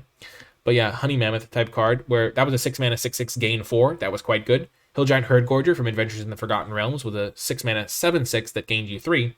And this is a 6-mana 6/6 that gains you a variable amount of life, though it is doubtful that it will be better than consistently gaining 4. Because if you have another 4 toughness creature, like a lot of the times, I guess if you have this Sharpshooter, you can gain 4. That could be a nice synergy. But I feel like you're generally going to gain between 2 and 4. You're not going to like between 2 and 4 because there's just a lot of those running around. And that's just going to be a pretty solid card. And as a result, this card, I think, honestly, most of the time 6-drops get a pretty big knock against them. But like chaining these into each other is actually like very good, because all of a sudden then you're gaining 6 every time you play one. So I think this is actually going to get like a C. And normally I don't give... I'm going to give it a C- because I feel like most of the time I will... In a lot of decks, I'll take Dawnheart Disciple over it. And it is a 6-drop, so you don't want to take them too early. But I think it's quite good actually, and maybe I just need to shift my whole scale up a little bit to reflect that. But I think that I think these 3 cards are all relatively similar power level, just because of the way they're going to play out. And I'm actually really excited to play the Flourishing Hunter. So I'm going to give it that like esteemed C- grade that these cards are often getting in this set. But I think the card's actually quite nice. And also, if your grades disagree with mine, but the relative value of the cards agree with mine, then we're kind of on the same page still. Like if every card that I gave a C- to, you gave a C to, and like our grades are just shifted by like that, what matters is how the cards relate to each other, because that's how you pick them. You're not like, well, I have to take a C. It's not like, oh, it's like if we're looking at the exact same pack and we have gradations that are just shifted by half a letter grade or something, it's not going to matter. So what's important is also relative gradations and things like that. So yeah, but I think this card's like a C- just because it's a 6-drop, but I do love this sort of effect. And I'm excited to play with Flourishing Hunter. It could be one of the best green commons, potentially, which is cool. Next is Hook-Handed Mariner. 4 mana, 4/4. Just great stats. That's generally like, at 4 mana, if you get a 4/4 and there's upside involved, the card is usually pretty good. 4 mana, 4/4 Trample has been pretty good in the past. 4 mana, 4/4 Trample that gets you a food was a great card in Throne of Eldraine. That's one of the best 4 mana, 4/4s in recent memory. Shadow Beast Sighting was pretty solid. This one's going to be worse because the fact that it flips into a 6/4 is not as relevant. It can't be blocked by creatures of power 2 or less, which makes it hard to be double blocked, but it'll still trade with like a couple of 3/3s. I guess it actually makes a meaningful difference when it flips, but I think the generally 4 mana 4/4 is just like kind of, in this set it's probably going to be a D+, because Shadow Beast Sighting ended up being like a C, and that one had a significant amount of upside compared to this one, but 4 mana 4/4 is just a pretty solid card. Next is Massive Might. If you have Flourishing Hunter, you're going to want to prioritize Massive Might more so that your 6/6 can like get through their defenses. But yeah, +2/+2 in Trample for 1 mana. A 1 mana trick that gives +2/+2 is generally pretty solid. Giving Trample is really nice for some of these big green creatures, and so I'm fine giving this a D+ grade. Just kind of the same combat trick camp as Sure Strike, where you're pretty happy to have it in a lot of your decks. And not much more to say about that. Next up is Moldgraph Millipede. When it enters the battlefield, mill 3 cards, then put a +1/+1 counter on the Millipede for each creature card in your graveyard. So if you have 1 creature in your graveyard and you mill 3 cards and your deck has like 15 creatures in it, you're going to hit like 1 creature on average, so it's a 5 mana 4/4 in that case. But there's also potential for it to be a 5 mana 5/5, 6/6, but sometimes it's going to be like a 5 mana 2/2. I'm not a huge fan of variable cards like this, mostly because it's kind of tricky to use them. And also because of Disturb, sometimes you're going to be getting rid of your own creatures from your graveyard. But also with Disturb, you could mill a Disturb card, which is a nice upside. But generally, you have less creatures in your graveyard than you'd think. Now, there is a card that, like, Mulch is going to make this card a lot better because you put 4 cards in your graveyard. So one of the ways you can think about it is every time you like milling like 3 or 4 cards, it's roughly like 10% of your deck is 4 cards. So if you have 15 creatures and you mill 10% of your deck, 15 divided by 10 is 1.5. So you're going to mill 1.5 cards on average. And if you have 3/4 of that, it gets a little more complicated. I don't have I haven't like thought about to the point where I can just immediately summon up the number for 0.75, but I'm sure it's not that hard of math. I'm sure if I thought about it for like a minute, I could do it, but I don't want to because there's a lot of pressure on me now to like summon up the math for 3 cards. But 4 cards is like 1/10 of your deck, so it's pretty easy to come up with the math of that. But like, so if you're milling 1.5 cards when you're milling 4, and then you times that by 3/4. So let's just say you have 16 cards for simplicity. So you're milling 1.6 with 4 cards. I don't know why 16 would be easier. Let's just say you have... Oh, 15 is actually the easiest one. So yeah, no, 3/4. Yeah, 3/4. So if you... Okay, math time. If you have 16 creatures in your deck, 3/4 of that is milling 3 of the 4 cards. 3/4 of that. So if you're milling 1.6 when you mill 4 cards, that means you're milling 1.2 when you mill 3 cards, because that is 3/4. And that's how ratios work. So, going back to Moldgraph Millipede, if you have 1 creature in your graveyard before you play the Moldgraph Millipede, and you have 16 creatures in your deck as a just general rule, as a proportion of your cards, then when you mill 3 cards, you should hit 1.2 creatures, which means that if you've only got 1 other creature in your graveyard, this is going to come down as a 5 mana 4/4, which is not good enough. You need to be at least a 5/5 with the potential to become much bigger, which means that you need to have multiple creatures in your graveyard by turn 5. If you play a card like Mulch, and you have 16 creatures in your deck, that's generally going to put 1.6 creatures in your graveyard. Then if you have one creature trade off over the course of the next couple turns, then this will come down as like a 5/5 on average. Or maybe even a 6/6, because 1.6 plus 1.2 plus 1 plus 2 is 5.8. Yes, so it's like a 5 mana 6/6 then, which is quite nice. It's taking a lot of work to justify the Moldcraft Millipede, and I think I'm going to give it a D as a result, because it just seems kind of hard to use, and in the late game it's going to be big, but that's also generally when you don't really, like, you kind of expect to have a big creature there, and you would already have the mana to play like a Flourishing Hunter or something like that. Like, you really want to care about it on turn 5 exactly, and it's usually going to be less than a 5, and so it's probably like a D or D minus even sometimes. It's probably going to be a D because you might have graveyard synergies, and it does have the potential to be like an 8/8 and things like that. But wow, my mind was just like drained from talking about cards, and so I was like, wow, this math is not hard. But then I also have that sort of persistent mind where you kind of have to like go after it. You're like, man, I need to figure out the answer to this, and so we did. Next up is Mulch. I actually like Mulch a lot. If you have 17 lands in your deck, you're going to hit 1.7 on average, and the rest go to your graveyard, so you can get a lot of graveyard synergies, fill that graveyard up, and hit disturb cards. And so I think Mulch is going to be like a C- level card if you're not trying to beat down. If you are trying to beat down, it gets worse, because on turn 2 you want to be playing something like your Dawnheart Disciple to start attacking them. But in non-beatdown decks, it's like a C-, and in beatdown decks, it's like a not card you're not going to play. So that means you're probably going to take it at like the C- level. You're probably going to take it at the D+ level, because you aren't going to like prioritize it in the very early stages, because not every deck is going to want it. But yeah, I think Mulch is a pretty sweet card. I just know that if I'm trying to be aggressive, I'm not going to want it. Next is Nature's Embrace. So it's either you get to tap for 2 of any color, or you get to buff one of your creatures, which is kind of nice, because on turn 3 you generally want to ramp your mana, and then later on when you don't care about the mana ramp, you actually have an off ramp, and this also fixes your colors, and that kind of makes me excited to try it out. So again, in your ramp decks / color fixing decks, it's going to be much better than in your aggressive deck. You won't play it in your aggressive decks, but if you're trying to be ramping / fixing, it'll be a pretty solid performer. So in that case, I think I give it a, and also in sealed, it's nice to have options to like splash cards and stuff with this sort of Nature's Embrace. So that means it's probably going to be taken at like a D level card, because not every deck is going to want it, and it's not particularly powerful, but in certain decks it'll perform pretty decently. Next is Rural Recruit. Oh my gosh, I just realized that the peasant is assisted by a massive pig. That's hilarious. The Dawnheart survivors welcome recruits of all shapes and sizes. Well, that pig is definitely a size. That looks terrifying too.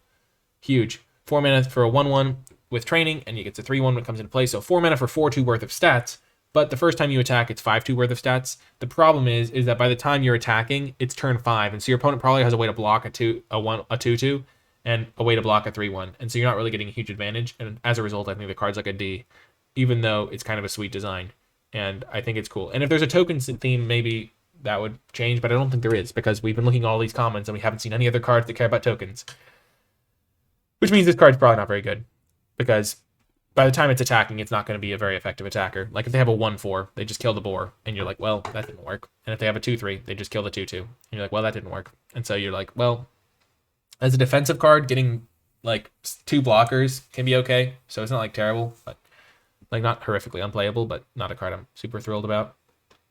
Next is Sheltering Bows. Oh my gosh, I knew there was another card that was similar to the Bramble Armor, but why Snarling Wolf? Why? I'm just gonna skip Sheltering Bows for a second and be like, why did Snarling Wolf also get reprinted? No other color has this happen to them.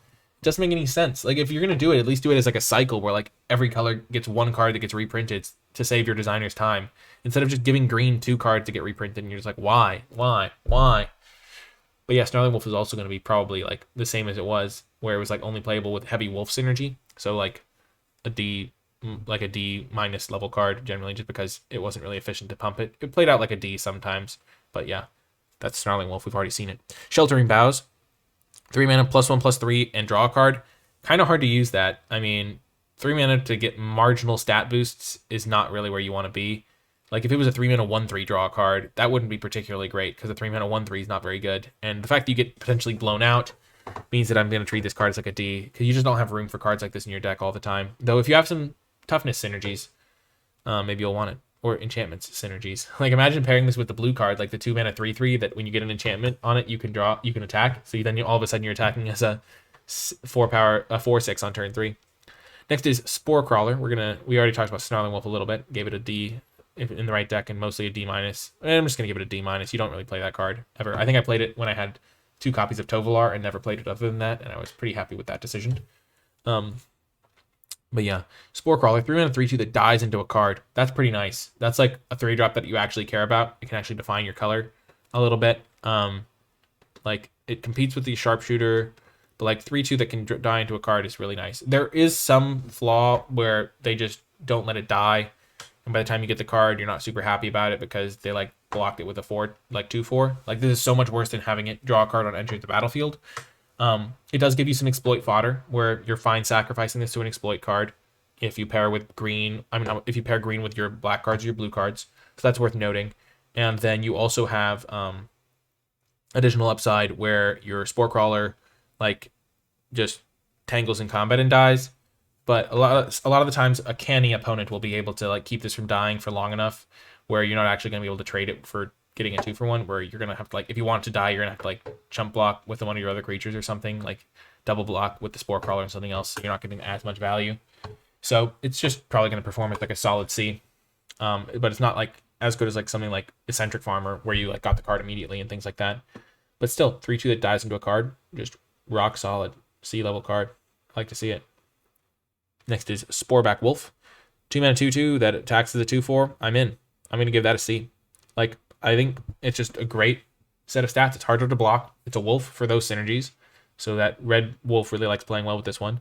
And I just like the Sporeback Wolf. Pretty solid 2-drop, and that gets me a C. Like, Spore Crawler and Sporeback Wolf both getting a C because 2-drops are just so important. So you just need to bump those up a little bit. And the fact that you don't have to do any work to get this as a 2/4 is just really nice. I like the Spore Crawler, though. Maybe the Spore Crawler ends up being a C+, but as I said, I always end up with enough 3-drops pretty much. And this one sometimes just doesn't do what you need it to do. It does brick wall aggro pretty well. So probably gets a C+ for that reason, because if they're trying to attack you, you just kind of always get to trade with their stuff or stall them for long enough where your stuff takes over. So maybe it gets a C+ for that reason, but I just really like Sporeback Wolf. I'm starting with both of them. I'm gonna start at this with this at C+ and this at C, because drawing a card is really powerful when it does come together, and it doesn't ask you a lot of you anyway. Toxic Scorpion is next. 2 mana 1/1 Death Touch, and you can give another creature Death Touch until end of turn, so you get an extra attack in that maybe you wouldn't have gotten otherwise. Pretty nice. This is a nice defensive 2-drop. Green actually gets really good 2-drops this time around, which makes me optimistic for the color. This is a pretty solid 2-drop. This is a solid 2-drop. This is a solid 2-drop. This is for the defensive decks. It's not as good aggressively, but it still has some aggressive applications by giving a creature Death Touch. And I think there's a pinger at uncommon maybe where you can combo the Death Touch ping, where if you give a creature Death Touch and then it pings something, then you get to like kill the creature outright, which is really nice. But yeah, Toxic Scorpion just gets a rock solid C- from me, I think. Or actually just a C, because yeah, in your defensive decks you're really going to want this, and it's fine in aggressive decks too, so I'm going to give this a C as well. Motorcycle.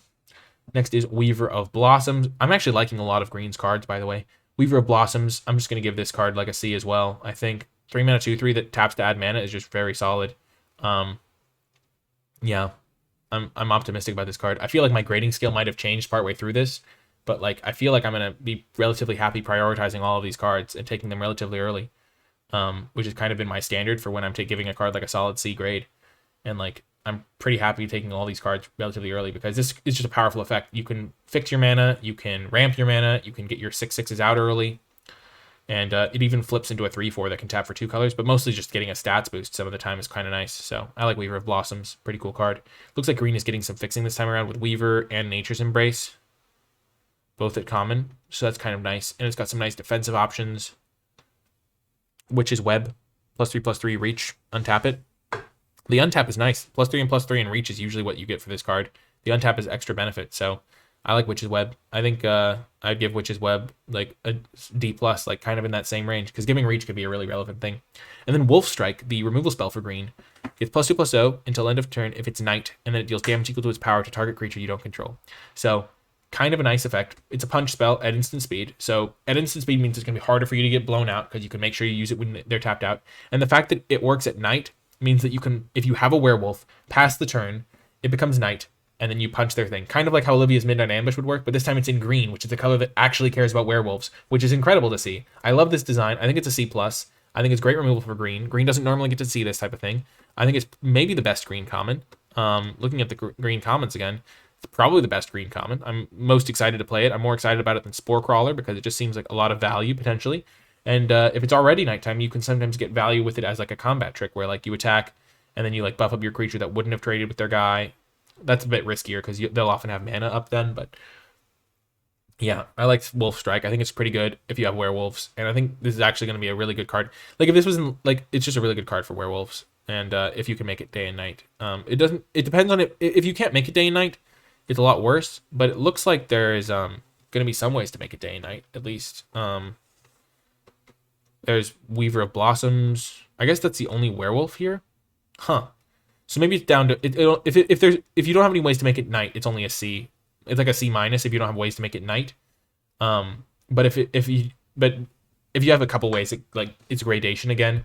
So the more ways you have to make it night, the better it gets. So I think it's probably going to be a C in most decks because you just need ways to interact with your opponents. And if it does become night from either something you do or something they do, you're pretty happy with that. So I'm going to give Wolf Strike a C. But because of the fact that there's only one green werewolf at common, it does get a little bit worse because, oh, there's two. Never mind. There's a Hookhand Mariner. So yeah, I'm going to give it back to the C+ because I forgot about the Hookhand guy. That's going to make this card a lot better. The fact that you have a couple werewolves that are pretty solid. Both of the werewolves are pretty solid this time around. The Hookhand is worse than this one, I think, but they're both nice to have. And if you're passing the turn to flip your Hookhand, then maybe Hookhand gets a little bit better because this half of the Hookhand is actually pretty scary. So yeah, I like that. Wolf Strike C+. Hookhand Mariner maybe goes up to C-, but probably going to stay at D+ just because it's a 4-drop, but still, I like it. We've finished green. We've been talking about kind of what it's doing, but green gets great 2-drops just across the board. All three of their 2-drops are great. You love to see that. It's got some pretty good top-end stuff as well. It's got the Flourishing Hunter at the top end. It's got the Hookhand Hunter as a pretty solid top-end card. It's got Massive Might to give both of them trample, so that's a good piece of its strategy. And then it's got the Apprentice Sharpshooter, which can really grow. I like that way that's going to play out. And then this card's not particularly good. It's got some Self-Mill for if you really need that synergy. And it's got Spore Crawler as a rock-solid 3-drop along with Weaver of Blossoms. So it's just great up and down the curve. It's got Wolf Strike for some removal. And it's got some good fixing too if you need that. So green seems like a really good color this time around. It's got a lot of cards that I like. I think I gave it a lot of C's, which is something that not every color got. But yeah, that's green. Moving on to the colorless cards. Blood Servitor. Enter the battlefield, create a blood token. 3-mana 2/2 is just not good enough though. Not going to play this card. I think it's probably... I'm tempted to give it just an F, but I'm just going to stay conservative and give it a D- if you really need a blood token. But it's really not a card you should be playing. I don't think I'm going to play it, so for me it's an F, but if you have to play it, it's probably better than a basic land. So that'll be a D- there. Ceremonial Knife seems a little bit hard to use. The fact that it costs 2 to equip means that for only +1/+0 means I don't think it's worth it. So I think I'm going to give this one an F as well. Next up is Honored Heirloom. I think this one's actually pretty nice. It can fix your mana and also can hose graveyard stuff randomly. The graveyard is like definitely going to be a piece of this format. And so the fact that you can kind of get that free rolled on a card that you might want anyway, if you care about mana fixing, is quite nice. And so I'm going to give Honored Heirloom a D grade, but I think that if you are in a deck that cares about fixing, you shouldn't be hesitant to play this card if you need some mana fixing and ramp, because the graveyard stuff actually does make it a lot better than Manalith. And Manalith has been solid in formats in the past. It's just recently it hasn't been, but I think it depends on the deck that you're playing. And in the right deck, this card actually is a card I'm going to be relatively happy playing. And then Wedding Invitation. Not the sort of card that I like. It does cantrip, and it can like help you chip in for some extra damage in the late game. And the lifelink can be nice. So that all of the factors can combine to make Wedding Invitation a little bit better. But overall, it's still just like a 2-mana kind of do-nothing artifact that kind of spins your wheels, and you'd rather just play an aggressive creature. And for that reason, I'm going to give it a D. Though you can just still play it because it does cantrip and stuff. And then the only land to talk about is Evolving Wilds, which I always kind of treat Evolving Wilds as like a C in terms of, it's like if you have the choice between Evolving Wilds and a card that is like rock solid for your deck, you should take the rock solid card for your deck. But if you have it between like a card that's like filler, you should definitely take the Evolving Wilds because it gives you so much more options. And even like over a card that's like marginal, like solid for your deck, but like not a card you're like thrilled with. Like Evolving Wilds just gives you so much options, so much flexibility when it comes to splashing, and I really like it. So Evolving Wilds is a good card. And that's all the commons. Green looked very good. Red looked like it would be good with its early game stuff because it has great early removal and some good 2-drops, but maybe not as good in terms of its like later game cards. Black seemed a little bit lackluster. Its 2-drops are pretty bad. I don't really know what its plan is, but it does have some removal spells, and it does have some powerful cards if you work for them, like the Courier Bat and the Descent, and the Bleed Dry, even though it should just say exile target creature. It'd be simple. Blue has some really cool stuff going on. I really enjoyed kind of trying to piece together its strategy. Its 4-drops being a little bit more replaceable, the Lantern Bearer being quite good and a key component, I think. And like, it just seems like it has a really cool strategy going. This Steelclad Spirit could potentially be a key piece as well. And then white also kind of looked lackluster. I mean, white and black both seemed black also seemed like it lacked direction a little bit, but white also did that as well, where it just like kind of has a couple of, it's got a decent 2-drop in the Vampire Slayer. It's got like a Drog Skull Infantry, which is pretty solid, and the rest of the cards, like Kindly Ancestor, okay, but like these cards are just not like super impressive to me, at least. But yeah, that's all of the commons in the set. We're going to move on to the uncommons now, but I do want to take this moment to say thank you so much for watching so far. If you are enjoying this video and you want to catch more of my stuff, be sure to subscribe to my channel. I'm going to be making a lot of Crimson Vow content in the coming days, and I'm excited to share it with you.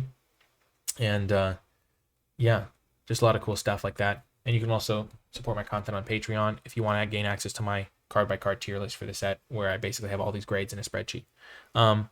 And yeah, but yeah, also comment below with your questions, thoughts, any cards, any thoughts about you have about the video formatting, any things like that. As you can see, it's been getting darker and darker in the background until I am lit only by the glow of my lamp. But let's see.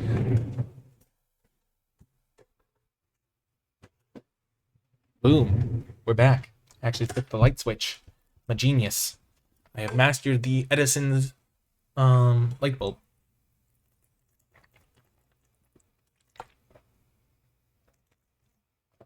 I was actually having some trouble swallowing there. That is a sign that I have been talking up a storm. But we still have 83 cards to go. Insane. Well, for these cards, I'm going to try to just be a little bit more... I don't even know if I can be more brief. I've been going so quickly. How could I possibly be more brief? But I'm just going to do my best. And I'm enjoying myself, so this is going to be fun. First up for the uncommons, hopefully white can get some aid. Angelic Quartermaster. 5 mana 3/3. You get 2 counters distributed. That's a pretty good card. 5 power worth of stats, 3 of which is flying. I think that's probably just a C+. Most 5-drops are hard to replace, but this one, are easily replaced, but this one seems like a very solid top-end card for your deck, and I'm optimistic for how it's going to perform. Arm the Cathars, kind of a tough one to grade because it's like an overrun effect almost, where it just gives all your creatures a big stat boost for a turn, and it only costs 3. So it's like 3 mana for 6 damage, plus however much extra damage you're getting for like making your creatures able to attack. But I'm generally not a huge fan of this sort of card because it is difficult to, like if you're behind or things like that, it's just really bad. And so I'm going to give this a D, even though it does have some upside potential on the offensive side. Bride's Gown, just not efficient enough as an equipment, and you're not going to be able to play the Groom's Finery with it a lot of the time because they're both uncommons. So just better left avoided, even though the flavor is kind of cool. And so I think this is just like, as an equipment goes, it's like a D, but you probably don't really need to prioritize it. Next is Circle of Confinement, just pretty solid removal spell. 3 or less is a pretty nice point. You're going to get a mana advantage a lot of the time. And the vampire thing sometimes will come up. Like, it'll be really annoying when it does come up for your opponents, but like it's not really a huge part of the card. So I'm just going to treat this as like a C+, like solid removal spell. Next is Dawnheart Geist. It's not a great card. The life gain is not a huge factor, and a 2 mana 1/3 is not a great card, and so I'm treating this as like a D as well. Like those, sometimes you'll gain some life. Like a 2 mana 1/3 that gains you 4 life is like, even then it's not particularly good. And this is not even guaranteed to do that. Next is Distracting Geist, 3 mana 2/1 that makes it hard for your opponents to block your creatures, but it is a 2/1, so it'll die to a Stiff Breeze, and then the Disturb part is really expensive, and so I'm not super excited about that aspect of the card. And so I think this one's going to play out as like a D+, because in a defensive deck it's useless. In an aggressive deck it's like solid, but like it dies to everything, and so you're going to be trading down on mana a lot of the time. And so I'm not really prioritizing this card, though it does have enough value built in that it's probably still worth being a D+. Though even that, it might just be a D, because I don't think the card like really does what you need it to do. Like in the past, we've seen this effect tacked onto a 4 mana 3/3, which is actually like a relatively sizable creature that can tangle. But And also we've seen on like a 3-mana 2/3 in Territorial Hammer Skull, which was actually quite good because it's like hard to kill. But this one just dies to everything, and so I'm not a huge fan of this. But because it is Disturb and stuff, it's probably still a D plus instead of just a D, because you can like add the extra effect to your other creatures, which is nice. Fleeting Spirit is next. It's basically a 2-mana 3/1. The discard text is kind of nice. Like the Exile 3 is actually the most relevant part because that actually makes it a sizable creature. But in the early game, you don't really care about that. And so I'm just going to give this a C- because it's got enough going on for it that I think you can probably finagle your way into some extra advantages. But generally, because it's a, in the early game, it's not going to do much. In the mid game, it's a little bit better than a normal 2-drop would be. And so that's why I'm going to give it a C-, because I think it's relatively solid, but not a huge priority. Griffwing Cavalry, 4-mana 2/2, flying, training. This is, again, the sort of training card that I like more than the other type, because you can actually like see a world where you have a 3-powered creature before this thing starts attacking, like if you play a 3-mana 3/2 or something. But like 4-mana 4 for a 2/2 that like has to pay to take another creature of the air with it. We've often seen 3-mana 2/2s that have that text. And so the fact that this costs 4 mana and you have to pay for the extra flying thing just doesn't impress me. And it's not going to grow that easily because it's already a 2/2. And so if they kill your 3/2, this thing's just stuck as a small ball card, and it's a 4-drop, and it's not great on blocking. And so I think this card is just a D. It's just too inefficient. So far, white hasn't been really getting all the cards it's been needing to buff it up from where we were giving it before. Allenbach Escort, 1-mana 1/1, and it's got very marginal upside for creatures with counters. So I'm just going to say this is like an F. You don't really want to play this card. You might sometimes have enough counters that it's worth playing, and so then it's like marginally playable, but just avoid this card. It's not worth taking, really. Panic Bystander, 2-mana 2/2 that can gain you some life and sometimes flip. But flipping it's going to be really tricky. You're mostly going to flip it if you have other cards that are gaining you life, which doesn't seem that well supported. Like if you have a lifelink creature, maybe you'll flip it, and then you'll get like a 3/5 in the mid stage of the game that helps you gain some extra life as well, and can have Death Touch. But creatures dying is like gonna happen, but it's not gonna happen where you gain 3 life in a turn, because you have to control the creature that dies. Is it the same text on the back? Yeah, you have to control the creature still. So yeah, like the card's fine. It's gonna be like a C, because it's a 2/2 that has some high upside. It's a C if you have life gain in your deck, and it's a C- otherwise, because the 2/2 that gains you like 3 life is still pretty solid. But yeah, in decks that don't gain life, it's not really useful, really. Radiant Grace is next.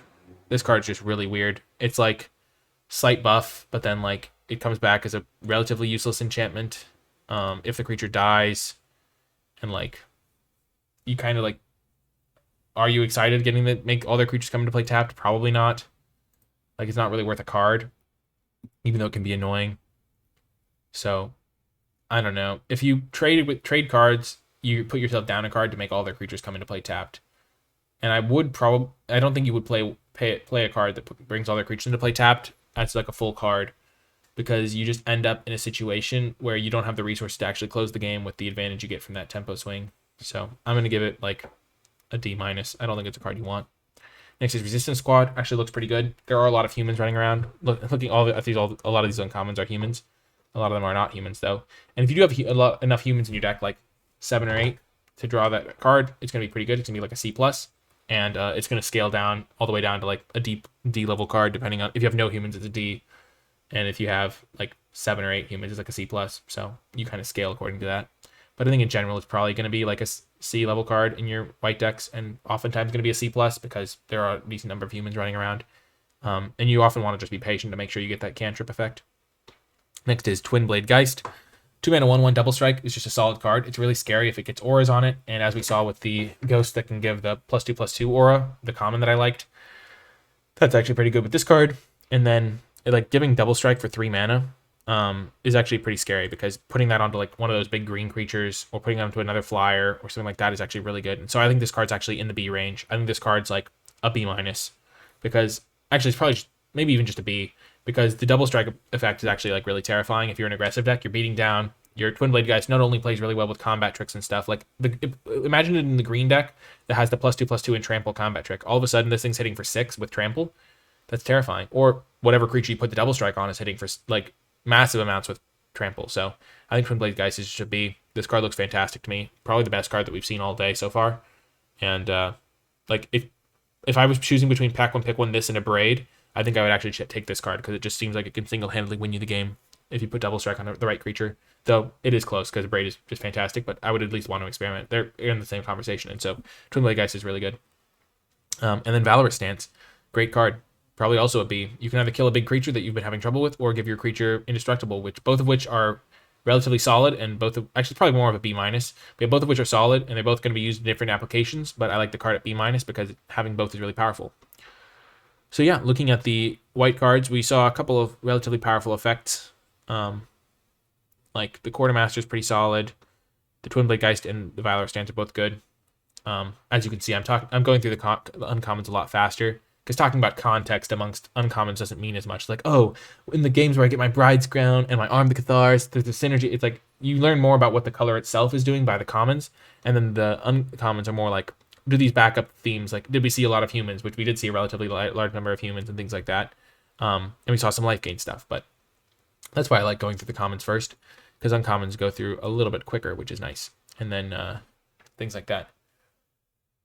And now we're moving on to the blue commons. Uncommons. Starting off with the Biolume Egg, the perfect card to sacrifice to an exploit effect, because when you sacrifice it, it returns as a 4/4 that can gain some form of evasion. So that's just pretty terrifying. Turn 3, Egg into turn 4, exploiting it is just going to be devastating. And so you're going to want to keep that play pattern in mind. The Egg is really, really good. And the Scry 2 is great. And so I think this card's actually like, in a deck with exploit, I think it's like, if you have like 4 cards that exploit even, it's like a B minus, and then the more exploit you have, the better it gets. And if you don't have, like, if you have like 1 or 2 exploit cards, it's like not very playable. Like it's like goes down from like B minus. If you have 4 exploit cards that you're relatively likely to find to use the Biolume Egg, like you just get such a huge swing if it works that it's worth playing. But if you have like less, like if you only have 2 exploit cards, I don't think I would play the Egg. And so it's like a build around like B minus level, like build around in the B range, and then in some decks that have only a few exploit cards, it'll be like in the C range potentially because you're just less likely to get that massive high roll. But yeah, curving it out is really good. So in a lot of decks, I think I would be willing to speculate on it early, is what I'm saying. I think if you take it like as if it's a C plus, and then in certain decks you'll take it once you already have some exploit, you'll take it as if it's like a B level card. So yeah, keep that in mind. Next is Cobbled Lancer, kind of a cool design. 1 mana 3/3, but you have to have creatures in your graveyard, so you can't just like run it out early. And then you can exile it from your graveyard to draw a card, which is nice. So you get like a 2-for-1 out of it. It'll come down relatively like cheaply and get you some nice tempo advantage. And I think the card, as a result, is going to be like a B minus. I think it just plays out pretty well. If you play 2 drops and they trade, you get some nice advantage. If you exploit a creature, you'll have a creature in the graveyard to use this with. So you have some control over your creatures dying, and the fact that you can exile it from your graveyard if you do mill it over means you get extra advantage. So I think it's like a B minus, worth taking early, and just very consistent. Diver Scab is next. It's got a great exploit trigger. You put the card on top. You can exploit itself if you really need to take care of a creature, or you just need to attack with all of your creatures and win the game with them after using it. But putting on the top or bottom is like basic removal, and you can usually exploit something smaller. So that's just a great card. I think it's like a B minus as well. Maybe C plus just because it is kind of expensive. But yeah, definitely I think probably more of a C plus than a B minus just because it is kind of expensive, but I do like the card a lot. Next is Geistlight Snare. Not a huge fan of this. It's a conditional counterspell. Having a spirit's not super likely. Having an enchantment's not super likely. And I'm just going to treat this as if it's a D. It's like basically Convolute, but worse Convolute because it only counters unless they pay 3. Not a huge fan of it. I'm just going to treat it like count it as a D. Next is Gutter Skulker. So it's like a pretty decent aggressive creature, and then it has a pretty nice text for being aggressive as well. It does cost 4, and it's only a 3/3, so it's not great on blocks. 4 mana 3/3s are kind of like tough to justify a lot of the time. But I do think that the Gutter Skulker has a lot of upside in your aggressive decks, and so I'm still going to give it a C+, because I think it's just really, really tough to deal with in a lot of situations.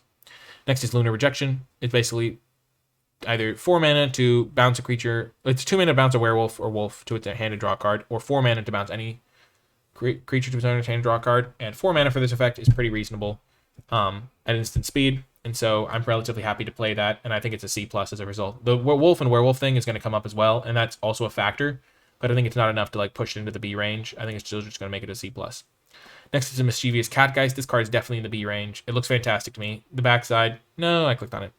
The backside of it is gives the like deal damage, draw a card text. It's going to take over the game if you play it on turn 2, and you can back it up with like bounce spells and stuff. And then in the later stages of the game, it's going to be like really nice to put this on a flyer or something like that. And so I'm going to give this card a B. I think it's one of the best cards I've seen. Absolutely looks fantastic, and I'm really excited to play with it, though I'm terrified to play against it. Next up is Screaming Swarm. 6 mana for a 4/4 flyer, and you can mill cards when you attack, and you can put it from your graveyard into your library again, which is pretty nice upside, because if you do mill it, a lot of the time you'll want to have access to your massive flyer. And so I think this card's like a B, like a, I'll give it a, I want to give B-, but it is expensive to cast, and so I'm probably going to give it a C+. Because you can self-mill yourself for some extra value, but it's a 6 mana 4/4 at the end of the day. I'm going to give it a C+. It is still a big flyer with some extra upside, but it is still massively expensive. Next is Soul Cipher Board. 2 mana, you get 3 omens, and then you can, like, whenever one of your creatures is put in your graveyards, which includes them dying, so keep that in mind, or you sacrificing them, you remove a counter, and then if it has no omen counters, you get a 3/2 that gets to draw 2 cards and discard a card, which is a really nice upside. So basically, you have to invest this 2 mana up front, and then every time a creature dies, you get closer to it, or you can, like, filter your draws a little bit, and this card's like the real meat and potatoes of the card. It's really hard to use. It's really inconsistent, and if they do kill this card after you put all the work into it, you've spent like maybe 6 mana, like assume one of your creatures dies and you've used this twice. You spent like 6 mana for this type of card, which isn't the best. But if you have some sacrifice synergies, like it's a synergy card a lot of the time, where if you have ways to kill your own creatures or creatures you really want to die, or you force, like, yeah. I think the card's like probably a D, because it's so hard to flip. And I don't know which deck wants it, because a defensive deck can't afford to play a 2 mana do nothing, and an aggressive deck doesn't want a 2 mana do nothing. So I'm going to give it a D, but it is a sweet design, so I'm going to hope to find a way to use it. Next is Storm Chaser Dragon. When it becomes the target of a spell you control, you draw a card. So it works well with pump spells. The card that like bounces cards to your own hand. Oh, disturb cards, obviously. So yeah, this card actually looks great to me. I'm so glad I remembered the disturb cards. They're looking me in the face. Like, targeting your guy with the aura is really good. It's a 2 mana 2/1 flyer anyway as well. This card might just be a B+ in the right deck. It's probably like it might just be a B+ in the right deck. A 2 mana 2/1 flyer is already like a B-, because that's just a great card. And then a 2 mana 2/1 flyer is probably a B-, and then the extra text probably brings it up to a B. So it's probably a B. But the card looks great to me. I'm really excited to try it out, because it can just take over a game if you're just putting your disturb auras on it. Yeah, there's also the card that gives it hexproof. So you could even make it safer, and that also draws you a card and replaces itself. The card looks great to me, so probably a B. Thirst for Discovery, also fantastic. Draw 3, then you discard a basic land. And so it's basically like, and it's at instant speed. So it's like Compulsive Research, I think is the name of the card. There's definitely a card from like Ravnica block. Perilous Research, maybe. I know it's like there's Thirst for Knowledge, which does it for artifacts. I think Compulsive Research is the one that does it for lands. But yeah, Thirst for Discovery, pretty good card. I think it's probably a B-, just great card draw. You end up in a great. It's much better to draw 3 than have to discard a land, because in the mid game you don't care about lands, and so you basically get to draw 2 cards and then loot, which is really nice upside, and it's an instant speed. And you're going to usually have a basic land to discard, so Thirst for Discovery gets a B- for me. Wash Away, counter a spell that wasn't cast from its owner's hand, or you just get a counter spell. This is just a D level card. It's basically just a counter spell, and then sometimes you'll counter something for 1 if they cast it from their graveyard, which just isn't really worth playing usually. Whispering Wizard is next. 4 mana 3/2, and then whenever you cast a non-creature spell, you get a 1/1 spirit token with flying, and it only triggers once each turn. It's kind of like Murmuring Mystic from Guild of Ravnica, but that was a 1/5, which is better stats for this sort of effect. And the 3/2 still dies to like a stiff breeze. Like all of those effects that we looked at earlier still kill it. The red spell, the black spell, even that white spell that punishes attackers kills it. And so, and by the way, the white spell that punishes attackers is also bad, because they have to attack if you want to kill this sort of utility creature. So it's like sometimes they'll just play around it. But yeah, Whispering Wizard seems like a solid card. It's probably like a C, because it is fragile, but when it's going, it can take over the game. So it's going to play out in some games like it's a B, and it's going to play out in some games like it's a D, because it'll just like lose you the game by being a 4 mana 3/2. But in the right deck, it looks like really sweet. So I'm going to probably evaluate it as like a C+ to start with, and then you like prioritize it, and then you can build around it and see how good it is, because it could definitely win you the game. And making a bunch of 1/1 birds, you only really need to make 1 bird. Why am I talking so fast? You only really need to make one bird. Is that like a tongue twister? You only really need to make one bird. I guess I should become a rapper or something, because if I can say that phrase, I can say anything. You really only need to make one bird for this card to be good. And I mean, one spirit, and after that it's like all upside, and so I think Whispering Wizards gets a C+ for that.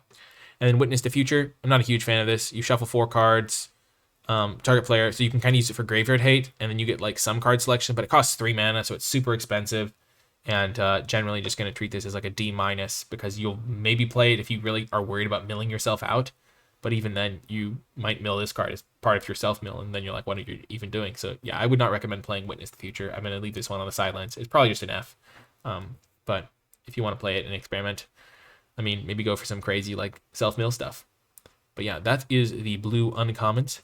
Again, not really talking about context stuff, because there's not really a lot of context stuff for these sorts of cards. I mean, we saw a lot of the context with the like commons themselves, like the fact that Whispering Wizard might play well with the card that exploit synergies by giving you spirits, and Storm Chaser Dragon playing well with the Disturb cards that we've seen.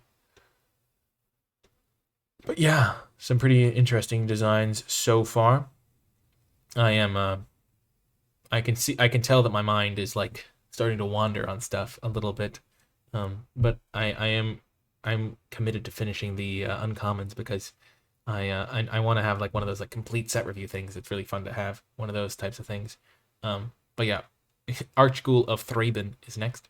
When it or another zombie you control dies, you look at the top card. If it's a zombie, you reveal it and you put it in your hand. If you don't, you put that card into your graveyard if you want. So 3 mana 3/2 that can scry if stuff dies, and sometimes even draw you cards. That's pretty nice. If you have enough zombies in your deck, it's pretty good. If you have enough zombies, it's like a C+. If you have no zombies, it's like a D+, because a 3/2 that dies into scrying is still okay. Surveilling, which is even better because you could mill something good. So it's probably just a C- on average, and then if you have enough zombies, it gets better. Yeah, just keep in mind how many zombies you have. Uncommons are sometimes hard to grade because you kind of have to treat them contextually. If I was taking this early in a pack, I would treat it as if it was a C-, because I could assume I could get some zombies, but not too many. And Surveilling can be relevant as well. Next up is Bloodsworn Squire. Also, if it seems like I'm taking longer to read the uncommons, it's because I am, because I'm much more familiar with the commons, and the uncommons are more complicated. Uncommons are complicated. Uncommons are complicated. Okay, Bloodsworn Squire, 4 mana for a 3/3. You can discard a card to give it indestructible. Keep in mind that the tapping of it is not a part of the cost. So you can attack with it and then use this ability mid-combat. And then if there's 4 more cards in your graveyard, you transform it, and it becomes a 4/4, or X***, where X* is the number of creature cards in your graveyard. So it can become massive. But most of the time it's a 3/3 that's hard to block, which can be nice, and also it's a fine blocker if you're holding up mana. And as a result, I think I'm going to give it a D+, because 4-drops are you just need, the fact that this the 4-drops that just die to a Braid, it's really clunky to use, and you have to go down on cards to use it, just makes me not super thrilled to play it. But it does have some upside, so it's not like a straight D, it's like a D+. It's like slightly better. Next up is Catapult Fodder. So 3 mana 1/5. That's okay stats. If you have 3 more creatures with toughness greater than their power, so this is one of those, you flip it. Then you can sack a creature to make them lose life equal to the sacrificed creature's toughness. That's pretty scary, because you already have creatures toughness greater than their power, so you probably have like 10 toughness worth of creatures, so you can slowly kill them. This card actually looks great to me. If you're building your deck around it, I want to give this a B-. It just seems like it's going to end the game so quickly, because once it flips, it's just like you drain them for 10. So if you've done any chip damage, or you have any other creatures in play, you're just going to kill them over the course of the next couple turns if this thing doesn't die. So I'm going to give this a B- because of that. It's not always going to flip, but a 3 mana 1/5 is not embarrassing, and the upside is real. It's such a sweet design. I'm excited. Next up is Dread Fugue. This card is just an F. Getting rid of a card that costs 2 or less. They're not always going to have a card that costs 2 or less, and it's like not really a good card to top deck anyway, because by the time you top deck this and it can afford to pay, they might not have any cards in their graveyard in their hand anyway, because you're top decking or something like that. So just don't play this card. I think it's probably an F, or a sideboard card, or in sealed it might be okay to try and nab their bomb, but generally just not a card I'm excited to play. It's probably closer to a D- than an F, but I don't think I'm going to play it. Next is Edgar's Awakening, a pretty sweet design to work with some discard shenanigans or self-mill. I guess not just self-mill, but you can either return a creature from your graveyard to the battlefield, which for 5 mana would not generally be worth it. That card is generally a D, but the fact that you can then discard this and use it as a like raise dead, to get a card back to your hand is pretty nice. And so gives the card a little bit of an extra edge. And so I don't know how easy it is to discard cards because there hasn't seemed to be a ton of discard. And so I'm going to give this card a D plus to reflect the fact that if you have some discard stuff, it's better than just zombify as a 5-mana raise bring back, and because of the raise that effect. But if you can't ever discard it, then it's just a D and not a card you should really be playing. It's not generally worth it. Next is Fell Stinger. This card is certainly worth it. It's absolutely fantastic. It might even just be a B plus because when you exploit a creature, you get to make yourself draw 2 cards and lose 2 life. You can even target your opponent. But a 3-mana 3/2, draw 2 cards, lose 2 life. Even if you do have to sacrifice a creature, a lot of the time you'll have a creature you can sacrifice to it that you don't mind. It's a 3/2 Death Touch for 3, which is already a great body. And a 3-mana 3/2 Death Touch draw card would be fantastic. And the fact that you have to sacrifice a creature to get that extra card, to get 2 cards, is a little bit worse than just drawing a card and losing 1 life, I think, because you don't want to give up board presence a lot of the time. But it's a cost you're willing to pay. And so I think Fell Stinger is like a B. Great card. Maybe even a B plus. Probably still a B. I generally give B pluses to cards that are like, wowza. That's like almost an A, but not quite. And I don't think it's quite there, but it's like in the same camp as the Catgeist and stuff like that, I think. This card looks great. Maybe it's even better. I just hesitate to give a B plus to that sort of thing. Next is Groom's Finery. Hero's Downfall got downgraded from rare to uncommon. Wow. Sorry, I skipped over Groom's Finery to notice that. I had seen this card, but I had not registered its name. Hero's Downfall, wow. It's just a murder, so I guess that makes sense why it's no longer a rare. Because killing Planeswalkers is kind of part of the deal. But that card's also a B. Hero's Downfall, fantastic card. 3-mana kill anything is just a B-level card. Yeah, Groom's Finery, kind of similar to the last one. It's like a D because +2/+0 for the sort of equipment for 2 mana it's like probably a D minus actually. You really don't want to play this sort of card because not buffing toughness just makes it a lot less scary. And so it's like basically an F and then like marginally playable. So just treat it as an F. I think it's like technically like a D minus though, because some decks it'll be better than a basic land, but I'm not gonna play it. I don't think, unless I'm going for some insanely cool deck where I manage to get both of them.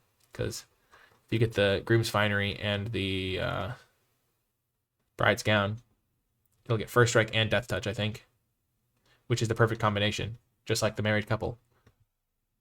Yeah, because First Strike and Death Touch, to attach to any creature, so you don't have to attach them to the same one. Oh, that's fun. But yeah, if you attach them to the same creature, First Strike and Death Touch means that the creature does First Strike and Death Touch that doesn't take damage back, and it kills whatever it wants. Next up is Innocent Traveler. This card's just horrific. I think it's probably an F. 4 mana for a 1/3 is just so bad stat-wise that it can't really block, and then sometimes they'll just be able to sacrifice a random creature to it to keep it as a 1/3 if they really want to, and if it flips, it's like a 4 mana 3/3. Like if they have a human, it's slightly scarier, but like still, the fact that it's delayed just means I think it's an F. It's just not worth playing. Next is Parasitic Grasp. 2 mana, deal 3 to a human, and then you can pay 3 mana to deal 3 and gain 3. This is still in the B range because we've seen this sort of effect before. It was in Kaladesh, and it was called Essence Drain or something. It was like 3 mana, deal 3, gain 3 for 1 black. I think it might have even been a sorcery. I can picture the artwork perfectly. Maybe it was Essence Extraction. But that card was pretty good. And 3 mana, deal 3, gain 3 is just a relatively solid effect. And you can even get it for cheaper if you're using it on a human. So that's nice upside as well. So I think this card's a B minus, just a solid removal spell. Next, and also gives you that life gain for some synergies. Next is Restless Bloodseeker. 2 mana, 1/3. Not a great start. At the beginning, upkeep, if you gain life, you get a blood token. That's nice. And you can sacrifice 2 blood tokens to transform it. Okay, getting blood tokens does not seem that difficult. So what do you get? You get a 3/3 that you can get blood tokens, and you can make them lose 2 life. This card seems quite good to me. Because I feel like you're going to be able to sack the 2 blood tokens to get a 3/3 that has this text on it if you want. So I'm going to give this a B-level grade. Because a 2 mana 3/3 that can drain them is quite nice and gets you extra blood tokens. Maybe B minus because not every deck is going to be able to use it. Maybe C plus because not every deck cares about blood tokens. But I feel like most black decks are going to be able to enable this card. And gaining life. I'm just going lower and lower somehow, despite the fact that it's a 2 mana 3/3. Don't get caught up in the rest of the text, Nikolai. Just think of it as I know, but then you have to sacrifice blood tokens, which is a real cost. I'm going to give this a C+. Seems like a solid card, but a little bit niche in some of its applications. Skulking Killer, on the other hand, is just really random. It's a 4/2 that can kill a creature that's very small and also alone, which is kind of exactly what a Skulking Killer would do. But, yeah, I can't tell if Olivia said a few villagers loosen the hedge as part of the evening's entertainment. If the Skulking Killer is one of the, I guess it's a vampire that's trying to kill the entertainment. Weird. But yeah, 4 mana 4/2 that sometimes can kill a creature. It's just not worth playing because the 4 mana 4/2 is really bad. As we've seen, all of these 2 damage removal effects, and then we also have like, yeah, it's not going to be able to kill things very often because usually they'll have multiple creatures in play by turn 4. So yeah, Skulking Killer, not a huge fan of that card. I think it's just an F, not worth playing. Next is the Undead Butler. When it enters the battlefield, mill 3 cards. So okay, and when it dies, you can exile it and return target creature from your graveyard to your hand. So it's like the perfect card to exploit, and as such, I'm going to give it a C. Like perfect, like a solid 2-drop for the exploit deck that gets you like a nice 2-for-1 when you exploit it, which is pretty good. Actually, I'm going to give it a C- because you do have to have a good creature in your graveyard, which is sometimes not going to happen, even if you do mill. And I think I gave Doom Dissenter a C-, and I think this is kind of a similar boat because in the early game it's similar. And I guess it's a 1/2, but you don't get the 2/2 immediately. It's probably better than the Doom Dissenter because you'd rather draw a random creature than get a 2/2 zombie a lot of the time. And it's better without, like, you don't have to exploit it. You can just have it in play as a 1/2 that dies into... Yeah, I think this is just a C, probably. Probably slightly better than Doom Dissenter. Wedding Securities next. When it attacks, you can sack a blood token. If you do, put a counter on it and draw a card. Now, this is a payoff for blood tokens. Really like this guy. He's a 5-drop, which does make him a little bit worse, but I'm still going to give him a C+. I don't think he quite gets in the B range because he's a 5-drop.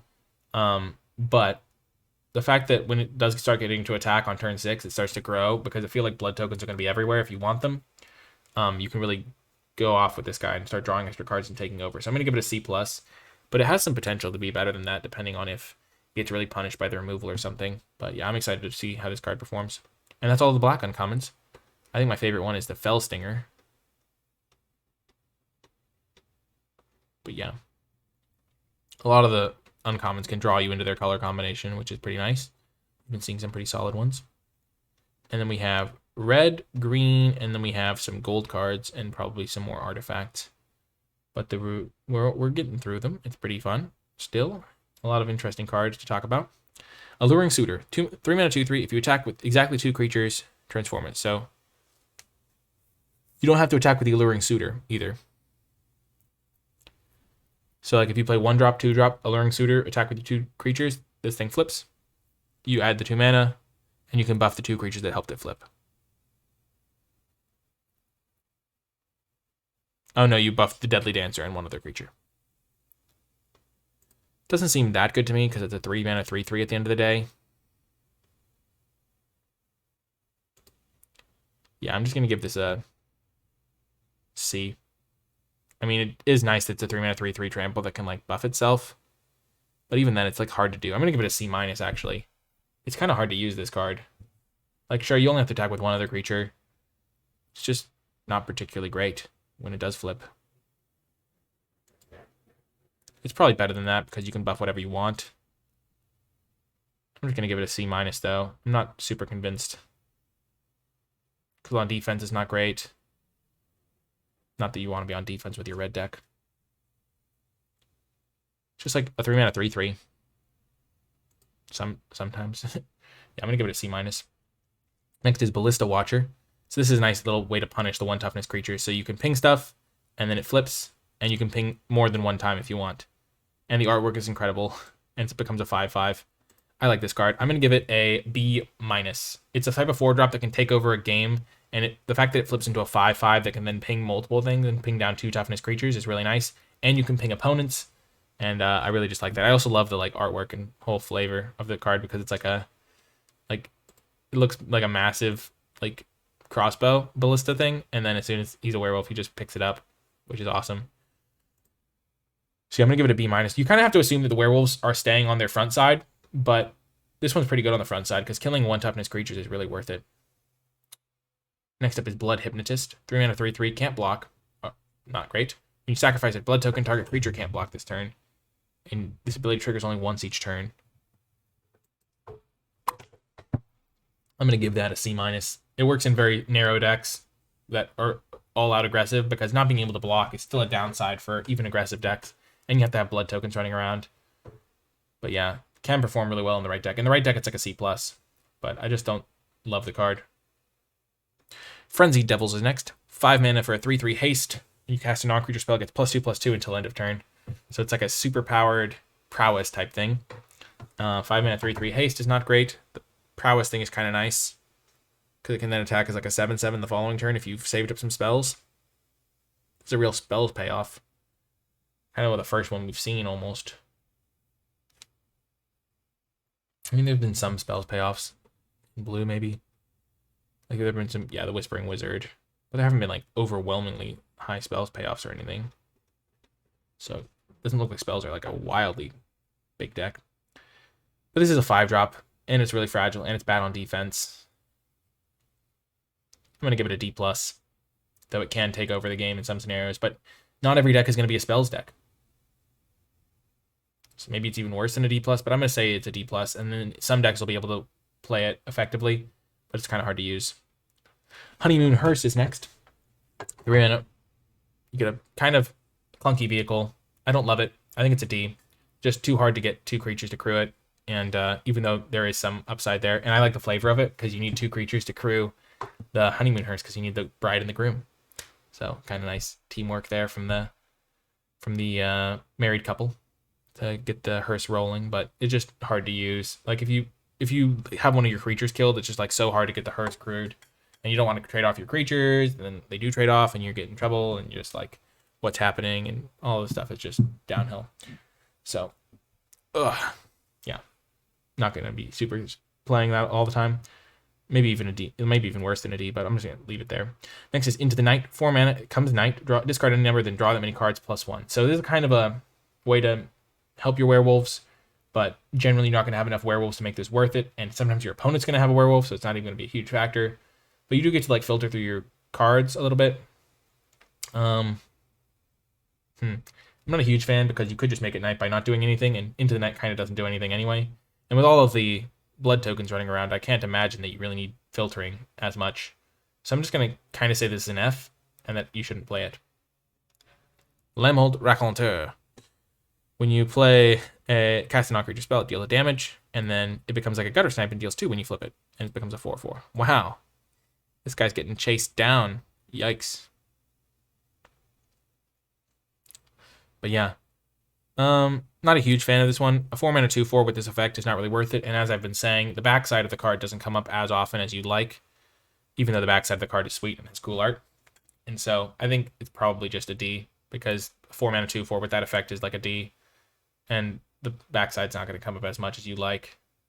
It might be a 4 mana 2/4 with this effect might be worse than a D, but we're going to treat it as if it's a D level card. Next is Magma Pummeler, a really interesting card. If you kind of view this as like a Pitchburn Devils in many ways, if you play it for 5 mana, it dies and deals 3 damage, which is like a Pitchburn Devils, but it can scale, which is a little bit of extra upside. Pitchburn Devils is like a C, because 5 mana 3/3 with that effect is a little bit hard to use sometimes. But still like gives you a 2-for-1 when it works out. Pitchburn Devils is more like a C-, because it's kind of hard to use a lot of the time. I think this card's also going to be like a C-, probably a D+ actually, but maybe yeah, hard to grade. I really just want to give it a D+. I don't think I'm going to prioritize it. I don't think it's that scary.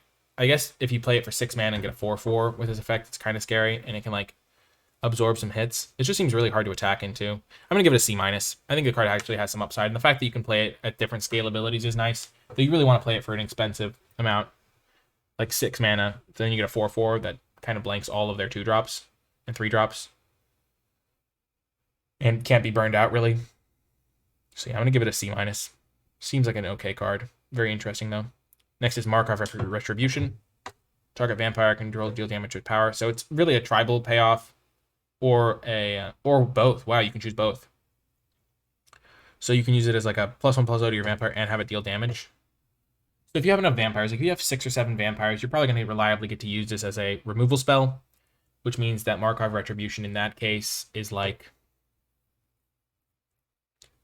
if you have 6 or 7 vampires, probably like a C.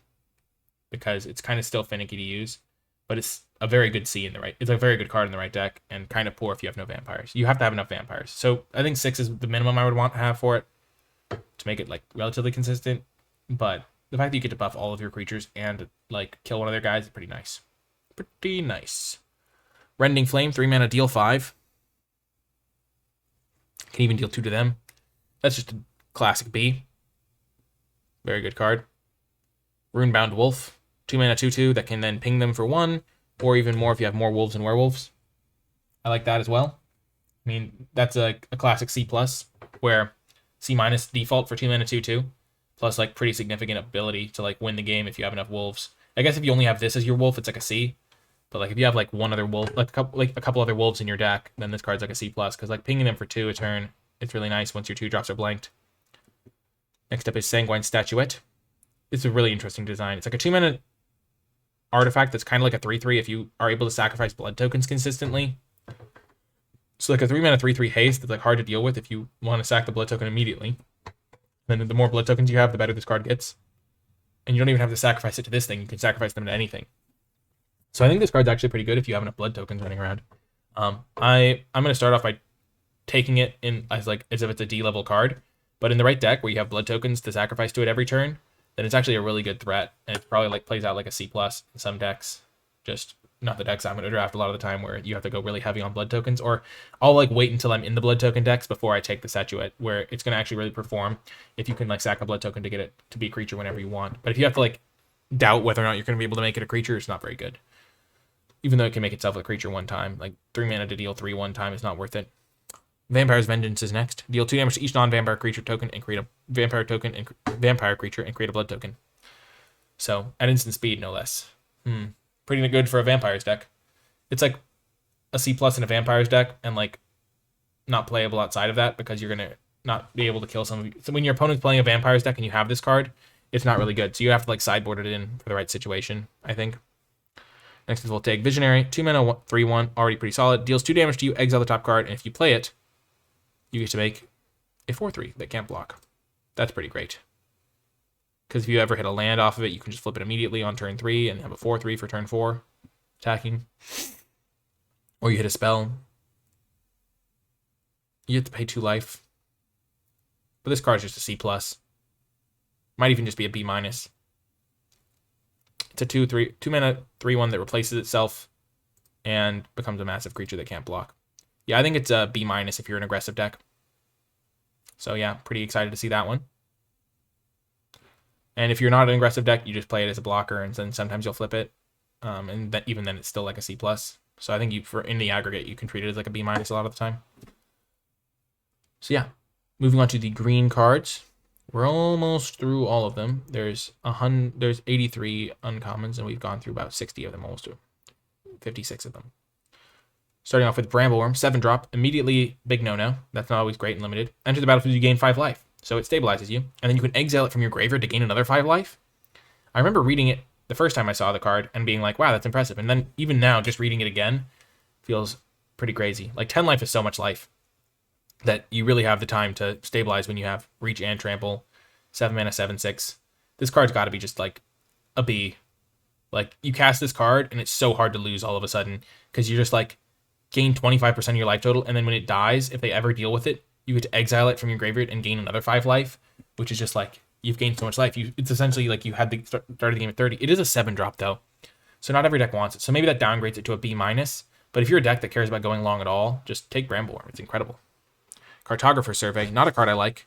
4 mana to get 2 lands, but you're not even guaranteed to get 2 lands. In limited, you're not getting any land better than a basic land, so this is not worth it. Like, Explosive Vegetation isn't even always playable in limited because you don't always care about ramping that hard. So I think this card's just an F. Just don't play Cartographer Survey. It's not worth it because you could sometimes just miss on lands. It doesn't even mill you the cards into your graveyard, and it's not worth it to ramp that way because you're not even always going to want ramp, and it's not really the sort of card. The unreliability really kills it. Cloak Cadet is next. Pretty interesting card. 5 mana 2/4 is abysmal stats, but it has training, and it has also the reasonable expectation of gaining a counter. So 5 mana 3/5 that then draws a card whenever a counter is put on a human because it is a human. That's pretty nice. And it only triggers once a turn, which is kind of sad, but yeah. I think the card is probably a D plus. It's a 5-drop, so it's relatively replaceable, but it can actually perform in the right deck. So, yeah, I think it's pretty interesting, and it can take over a game still, so that has that potential, which is why it's not just like a D, because it could still like kind of like single-handedly win you the game. Crawling Infestation is next. I think this might be a reprint. I remember seeing a very similar effect before, but maybe it's not a reprint. Maybe it's just a very similar card. But you may mill 2 cards. Nice, if you care about self-mill. And whenever a creature is put in your graveyard from anywhere, you create a 1/1. And it has to be during your turn. So reliably, you need to make like 3 insects before this is worth it. And I think that that would happen over the course of like, and because it's taking place over multiple turns, you have to get like an insect a turn for like, you have to have it stay on play for like 5 turns, because you're not going to hit an insect every turn. And yeah, this is just not worth it. I think it's like an F. It's just too slow. Unless you're a really dedicated self-mill deck, but it's just like you're going to fall behind. You're not going to be able to get the insect every turn. You can't like catch up by getting multiple insects ever in a turn. And so you have to wait like 5 turns to get your insect back. And even then, it's like you got 3 insects for 3 mana over a super long time period, which is not great. So I think it's just an F. Next up is Dormant Grove. 4 mana, you get a counter on a creature at the beginning of combat. And then if the creature has toughness 6 or greater, you transform it into a 3/6 that is vigilant. So that's pretty nice. And so you can make your other creatures big and then transform it. But it is a 4 mana do nothing enchantment. But putting a counter can be pretty good. And if you do make a creature big and transform it, then you get a 3/6 for 4 mana, which is a pretty reasonable stats. But even then, it's not like that scary. Like a 2/5 for 4 mana would not be a good card. A 3/5 for 4 mana would be pretty good. But like would be a stellar card, I think. A 3/6 for 4 mana is great, but it's not going to flip for a few turns, and so the delay on that makes it a lot worse. But the counters are nice. I'm going to give it a D. I think it's just too slow and clunky. Next is Infestation Expert. 5 mana for a 3/4. When it enters or attacks, you get a 1/1 green. Oh, the first time I read this, I thought it was the same on the front to the back. You get a 1/1 green insect. So it's a 5 mana for a 3/4 and a 1/1, which is pretty reasonable. That's good stats, 4/6 worth of stats. And then when it attacks, you also get the insect, which is nice. Works well with the combat tricks. And then if it flips, you create 2 insects and it gets a stats boost. So I think this card's actually quite nice. Really stabilizes you well. And I think that overall, as a result, it's going to play out as like a C+ level card, which as a 5-drop is pretty high grade, because 5-drops are really replaceable, as we've been talking about, because you just need big effects at the top end of the curve. You don't really care as much, but they are. And this has a pretty big effect on the game. Makes you some tokens and helps you really stabilize if you're behind, or kind of take over if you're attacking them and stuff like that. So yeah, I like the Infestation Expert. I think it's pretty good. And another werewolf to play well with the werewolf fight spell. Laid to Rest is next. I think this card's quite bad. Whenever a human you control dies, you draw a card, and whenever a creature you control with a counter on it dies, you gain 2 life. So like, what deck do you want this in? You want this in your humans deck, which wants you to have a aggressive 4-drop creature to help you close out the game, not a random value card. And also, if you have a bunch of humans in play, it's like you can probably win the game without this card. But like, if you have no humans in play and you draw this card, you're in deep trouble. And also, like, where does the life gain matter? I think this card is just not playable. It's just an F. It just doesn't synergize well with the decks that you'd want it in, even if it does look like it's doing something sometimes. Oakshade Stalker's next. 3 mana, 3/3, already a pretty solid card, and you can cast it with Flash, which is nice for ambushing purposes. So that's good, and also works well with werewolf stuff because you can make it become night. Oh, I think that might be how it works. I think you might be able to flash this in response to the day-night trigger. I'm not 100% on the rules interaction, but I think if you pass the turn, cause it to become night, and then in response to it flipping to become night, you flash it in. I don't know if that's how it works. But I do know that it probably should work that way, because that's how my intuition is telling me this card was designed, where the fact that you can make it night immediately, like the fact that it doesn't have the flash thing on the back is kind of annoying. So you try to ambush that. You can ambush their creatures pretty effectively with a 3/3 sometimes, especially because this is an uncommon, so they won't play around it. But the real question mark comes onto whether you can like respond to the day-night trigger by flashing this in, because if you can, then it's going to come in as a 6/3 a lot of the time for 5 mana, which is even then not that good. 5 mana 6/3, or a 3 mana 3/3. I think this card's just like a solid, like C- level card, because it's sometimes going to ambush things, but it has the option to just be a 3 mana 3/3, which is nice upside. So just a good 3-drop. Next is Packsong Pup. This is a sort of card that could actually make the 1-drop Snarling Wolf playable, where if you curve that card into Packsong Pup, you immediately get a counter. And there are a decent number of wolves and werewolves, especially in red-green.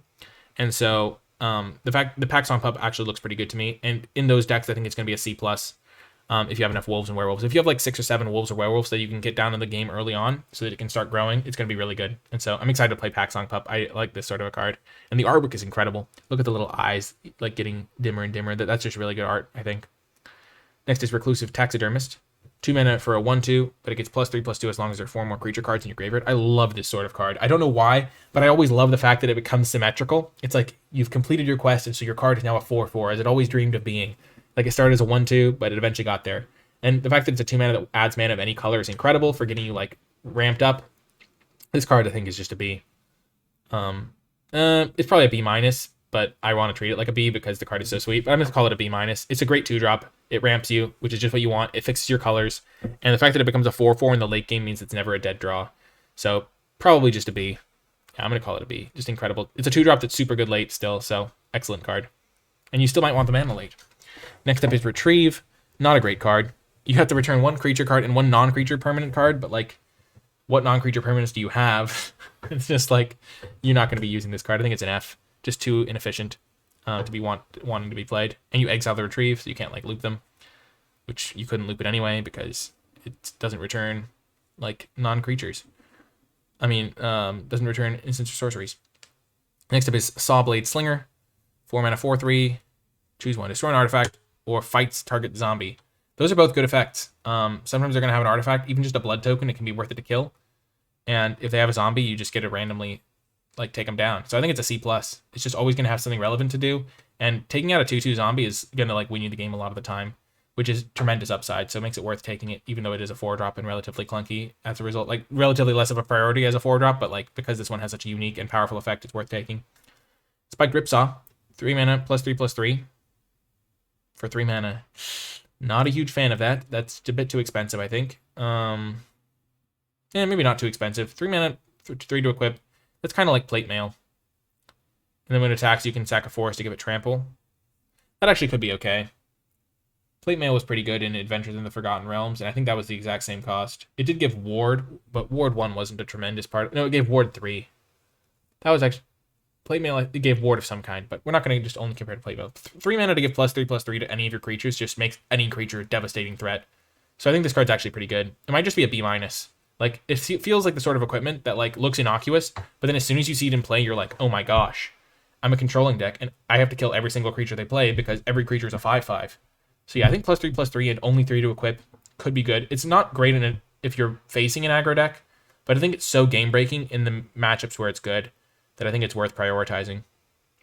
Maybe it's only a C+ because it's bad against aggro decks, but it feels like very good to me against control, and decent against aggro. So, like, not the best against aggro because it takes a lot to equip, but the fact that you can even give trample is nice. So I'm going to give it a B-. And then Wolfkin Outcast, 6 mana, 5/4. Costs 2 less to cast if you control a wolf or werewolf. So 4 mana, 5/4. And it doesn't cost less if it's the nighttime already. Oh, no, it does, because you still cast... Oh, that's how this one works, because you cast them based on their front side. This text applies to both sides because the backside doesn't have a converted mana cost. So you can flash this in. So this is probably just a C then, because you can flash this in to make it nighttime. Nice. Because that'll make your other wolves and werewolves, and maybe they won't be able to flip back, and then it's a 5 mana, 6/3, which is better at ambushing a little bit, if you care about trading. So yeah, this is probably just a C. And then this card... if you have other wolves and werewolves, it can come in as a massive creature, and makes your and it even replaces itself. It becomes nighttime. Like these are some really good. These are some good looking wolves and werewolves. I mean, if this comes in as a 4 mana 5/4, it's pretty good. A 6 mana 5/4 is underwhelming, so you really need that support. In a normal deck with no other wolves and werewolves, this is like a D, D minus probably because it's like too expensive. If it was a 6 mana 6/5 dies into a card, it'd be better, but it's like a D out with no other werewolves. But if you have 3 wolves or werewolves, it becomes playable. It's like a D+. And if you have like 5 or 6 wolves and werewolves, it becomes like a C+, because a 4 mana 5/4 is just a great card and it can take over the game if you curve into it. Or maybe it just becomes a C. It's probably just a C if you have that, but it can really take over the game if it becomes night. Oh my gosh, we only have the gold cards and 2 more, 3 artifacts.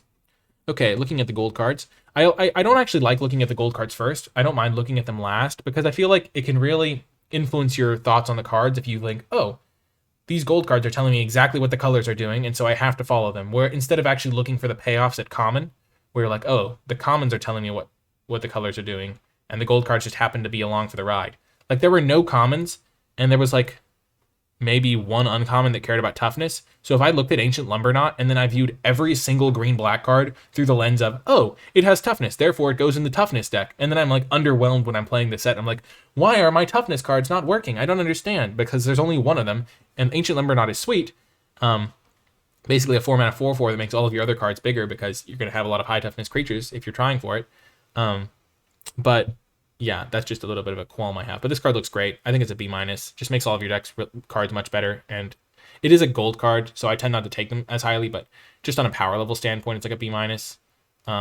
So maybe in the draft itself, I treat it as like I take it as if it's a C+, because I don't try to take gold cards super early. But it's like a really powerful card still. Blood Tithe Harvester, 2-mana 3/2, already pretty good. When into the battlefield, you get a blood token, also nice. And you can sack it to kill a creature if you have. Oh, you don't even have to sack the blood tokens. So you can like shrink, like kill creatures. So it's like a removal spell / early aggressive creature. This card's great. It's probably a B-, but I'll probably take it like a C. Like a lot of the gold cards, I think that just my personal drafting style is to take gold cards less highly. But I think these are both B-. This card might even be better than a B-. It might even be a B, but I'm probably going to take them both as if they're C+, because my style is that I don't take gold cards very early because I like to stay bob and weave a lot of the time. But maybe I should adjust that. We'll have to see if that ends up being worth it. But this card looks great to me. I'll give it a C+, but just because it's a gold card. It's a really powerful card. Brian Comer is next. 3-mana 1/1. Enter the battlefield, you get a 1/1 spirit, so 3 mana for 2/2 worth of stats. And it can disturb into another 1/1, essentially. Or if you target the creature with an aura.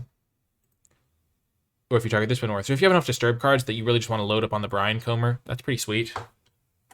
It's like a build around. I mean, but in blue-white, you're going to have some disturb cards that you can target it. But some of the blue ones, you target your opponent's stuff, like the shrinking one. But you get a 1/1 spotted to you. It's kind of cool build around.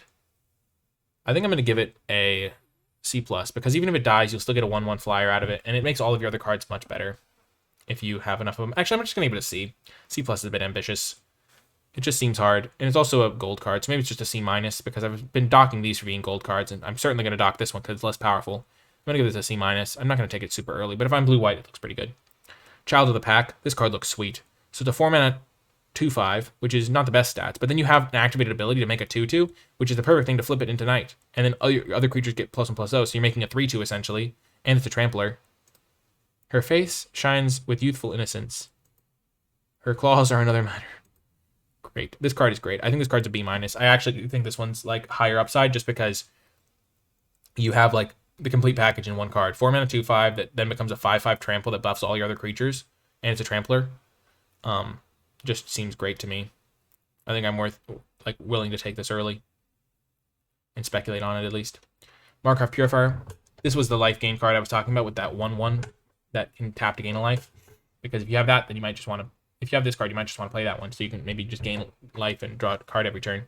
Because a 3-mana 2/3 lifelink that can draw you extra cards is really nice. It can draw you the cards itself. It can contribute to other cards drawing you the cards. I think it's also really nice because it's like one of the best life gain payoffs, and it's one of the only ones that I've really seen. And so it really rewards you for building around it. And so you can kind of get some of the cards nobody else wants if you're willing to take this early. So I think I'm going to give this a C+, because it can kind of take over the game. But that's just the gold card tax. Like on power level, if you're already in black-white, it's like a B-. Or a B even. Great card. But yeah. Next is Markov Waltzer. 4-mana for 1/3 flying haste. And then up to 2 creatures each get +1/+0. Oh, and you can target itself. So you can make a 4-mana 2/3 flying haste and buff your other creature. That actually seems pretty good to me. The fact that you can choose other things looks neat to me. What grade to give it though? It's probably a C. 4-mana 1/3, kind of a 2/3, but not great on defense if you are on the back foot ever. But you're trying to attack anyway. Kind of like almost as if a 4-mana 1/3 that puts 2 counters on creatures in some ways, but that's worse than that. It's got to be like. I'm going to give this a C-. It reminds me kind of like Gavany Silversmith, but you kind of get to choose where to put the +1/+0 every turn, and it has haste and it's flying, but it's a gold card. So I'm going to give it a C-, but if in a red-white deck, it seems pretty solid as a top-end card to like buff up your creatures, but just a 1/3 is really low stat line, even if it is kind of like a 2/3. But like Combat Professor was a 2/3 that buffed another creature, and that didn't have haste, but it was a 2/3 all the time, and it could give itself vigilance or whatever creature you were buffing. And it was, yeah, I'm gonna give this a C minus, mostly because it's a gold card. It's kind of like the same power level as Combat Professor, which was like a C plus level card or B minus even. But this being a gold card is worse, and the fact that it doesn't like block as well as Combat Professor. I think vigilance was a key part of that card. But yeah, this does have some options built in. I think it's a pretty solid card. Just again, gold card and kind of narrow card.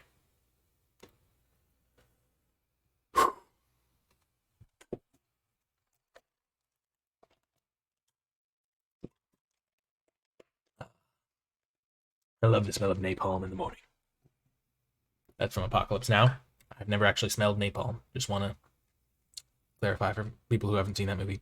The Garden Paladin, 4 mana 4/4. Already solid stat line. And it can get, as you put counters on creatures, it has trample and lifelink. So 4 mana 4/4 trample lifelink would be like a B minus. And target creature with a counter gains trample and lifelink. So that's pretty great. I think this card is a B minus. Would I want to take it early? It's probably a C plus, like similar to these scales, where it's like a B minus power level, but I don't want to take a gold card as highly. But yeah, it looks great. I love this card. Looks really powerful if you have some counters going on, if you're training some people. And yeah, giving lifelink and trample is pretty nice. Skull Scab, exploit. When a creature you control exploits, a non-token creature create a 2/2. Oh my gosh, that's so perfect for what the exploit decks are trying to do. This card's like a B minus, C plus type card where the B minus power C plus taking it because of gold, but looks incredible. Looks absolutely incredible. Just like the perfect card for an exploit deck. You get to have that. If you have even one card to exploit, all of a sudden you get to sacrifice that one, get an extra 2/2, and then you get to have that new 2/2 to sacrifice to your next exploit card. Even though you don't get the extra token, you still have an extra fodder. And if you want to, you can use this card to use one of your cards that wants to be exploited, and create a zombie token right away. So really nice card. Vile Spawn Spider, 2 mana 2/3 reach, already great. Which is just like already a 2 mana 2/3 reach is like a C plus level card. Like don't even look at the rest of the text. Like this is just C plus right away. We'll knock it off half a grade as we've been doing for it being a gold card. So let's just evaluate it as if it's a C right now. You mill a card, definitely upside, and then you can sacrifice it only as a sorcery to create an insect for each creature in your graveyard. So in the mid game, you can make like 4 insects with this if the 2/3 reach isn't doing it for you, or make even more potentially. So yeah, this card is just great. I'm gonna give it a C plus. Would be a B minus, but again, really good card. I'm hopefully you've after watching this entire thing, you kind of understand how I'm evaluating the cards and things like that, which is pretty fun. Wandering Mind, the last gold card, 3 mana 2/1 flyer. Okay, that's like a D plus level card, maybe. C minus in the right set. And then enter the battlefield, look at the top 6, and reveal a non-creature, non-land from among them, put it into your hand. So you basically get to draw a card with selection, because 6 is a lot of cards if you've built your deck right. Because as we did with the mulch math, as it has come to be known, that's a lot of your deck. It's like 10% of your deck plus 2 cards, so 15% of your deck. So you're going to probably find a spell if you've built your deck reasonably for a blue-red deck. And so the fact that it's cantrips means it's probably like a C, because a 3 mana 2/1 flyer that draws a card is really good. Actually, a 3 mana 2/1 flyer that draws a card is like a B. Or B minus. Like Cloudkin Seer was really, really, really good in course at 2020. So this is probably like a C plus just because of the gold card tax, but would be a B minus otherwise. Actually, it has selection, so maybe this is just a B minus. It feels comparable to these other gold cards. Like the gold cards all feel like they're kind of on a similar power level, except maybe this guy who's a little bit worse. And this card looks pretty cool too. Maybe I'm biased on this one because I like the design so much. But yeah, this is probably like a C plus for the same reasons as before of the other gold cards, but it looks quite good as well because it does have a whiff chance, which is definitely a factor. Boarded Window. I love the design on this card. Just the fact that after the boarded window gets broken through, it no longer does anything. It's going to be an F, because if they ever break through the window, you're just down a card, and generally the games aren't going to be decided by you playing this sort of card, because if you take turn 3 off to play this, they're going to be able to attack you and get through the window a lot of the time. But it is kind of funny because this does stack well in multiples, where if you're willing to take the risk and you get like 2 of them in play, it gets way, way harder for them to start dealing the damage. And I could see certain decks where this card just like takes over the matchup. So maybe the card's better than an F. I'm going to start off by saying it's an F because I think it's a really risky card to use. And a lot of the time it's not going to be very good in whatever deck you need it for. It's only good if you're defensive. It's only good if you have like the tools to protect it. And so I think it's mostly an F. But it's kind of funny if you get like 3 of these in play and your opponent just can never deal damage to you. But then all of a sudden you're like, how do you win the game then? Because you still have to attack them at some point. Next up is Foreboding Statue. So it's 3 mana. You can tap to add mana of any color. You put a counter on it, Omen counter. If there are 3 more Omen counters, you get a 5/5 that can add a mana. So pretty nice. 3 mana 1/2 mana dork that eventually becomes a 5/5. So I think this card's actually pretty good. I'm gonna give it a C+. It's flexible because it fits into any deck. Helps you fix mana, helps you ramp mana, and the flexibility grade is a big part of this because a 3 mana 1/2 is generally not good enough. If it's only tapping for mana, maybe it's just a C, but it goes into any deck, which really makes me like it. And the fact that it becomes a 5/5 after only 3 turns, even if it is tapped. Oh no, you untap it. Really nice. So you just play this, and then in 3 turns, so on turns 6, you have a 5/5. Nice. Pretty relevant that you only spent 3 mana for a 1/5. It's like, oh, suspend 3 5/5 that you're also getting mana from. So pretty good card. Probably just a C+. Looks great to me. But maybe it is just a C in terms because it is kind of slow, and during this window they can kill it with anything. But yeah, definitely a good card. And the fact that it's colorless means you can take it early and build around it if you need some ramp. I'm gonna give it a C. I think it's still a little bit clunky and a little bit small, not great on defense, but this looks very powerful if you have some extra time to get stuff going. But it does die to a lot of like 1 mana removal that we've been mentioning. And then final card, Lantern of the Lost. Enter the battlefield, exile target card from a graveyard, then exile all cards from all graveyards, then draw a card. So you don't want to play this if you have graveyard synergy at all. But if you don't have graveyard synergy and your opponent does, it can really hose them. So I'm gonna give this card a it can replace itself. I'm gonna give this a D+, because it's not gonna be that bad to ever play this. And then it's a great sideboard card as well. So if you do want to sideboard it in, go for it. It reminds me of like Rotten Reunion almost a little bit, but that didn't replace it. It reminds me of Jack-o'-lantern more so. And Jack-o'-lantern wasn't the best. But Jack-o'-lantern had some fixing capabilities. This is probably just a D.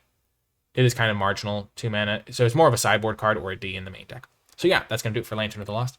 That is all of the commons and all of the uncommons in Crimson Vow. Hopefully you're as excited to draft this set as I am, and after reading through the cards, I'm definitely getting super excited to draft the set. As you can see, no cards got into the A range, but that's to be expected from the commons and uncommons. And I don't even think I gave it a B+, but I'm okay with that. I mostly just think it's important to talk about the cards, give some context, things like that. If you were watching this on YouTube, which is the only place you could have watched it, and you made it all the way to the end of this video, remember to hit that thumbs up button. It really does help the video succeed, helps more people find the channel, and brings a smile to my face to see if the video is doing well and if people want to see more types of videos like this in the future. Also, comment below with your questions, thoughts, feedback. Which card was your favorite? Which card was your least favorite? What do you think of the way I analyzed the cards? What do you think of my lowballing grades? And if you did make it all the way till the end of the video, in the comment section down below, leave hashtag marathon wedding, because this was a review for the Crimson Vow, which is a wedding set, and it was a marathon because it took a long time to make this, and I hope that you enjoyed it. If you want to subscribe to the channel, you can subscribe. It's free to subscribe, and you get notified when I post future videos, and you can click that bell icon to get notified when I post future videos, including more Crimson Vow limited content. You can also support my content directly via the Patreon, patreon.com/NicolaiBolas. If you support, you can gain access to my card-by-card tier list for Crimson Vow, which is like a graded spreadsheet of all of these cards, but very easy to read through, that has all of the cards graded, and you can see how they stack up to each other, and also the rares and mythics are graded on there, and I do update it. So even though this is my first impressions, kind of, like not quite first impressions because I had read them before doing this, it's like I continue updating it so it stays as a relevant resource, because I do really think it can be helpful for people. And there's also a bunch of other cool rewards on the Patreon, like being in a private room with the Discord server for the NicolaiBolas community, which you should join, by the way. It's free to join the NicolaiBolas community Discord server, linked in the description down below. And there's also like a bunch of other cool rewards, like being put in the credits when I do for my draft videos and things like that. So check out the Patreon. It's a great way to help me continue making these videos. And you can also find all sorts of cool stuff linked in the description down below, like links to my articles and my Twitch stream and all sorts of stuff like that. Anyway, that is going to do it for this video. I really do hope you enjoyed it. It was a long one, but I think it was a lot of fun as well. That's going to do it for it. My video. That's going to do it for the video. I'm like so wrapped up in the video process that my mind can't say like, let go, give the outro, just do it, Nikolai. But yeah, I really do hope you enjoyed this one, and I will talk to you next time.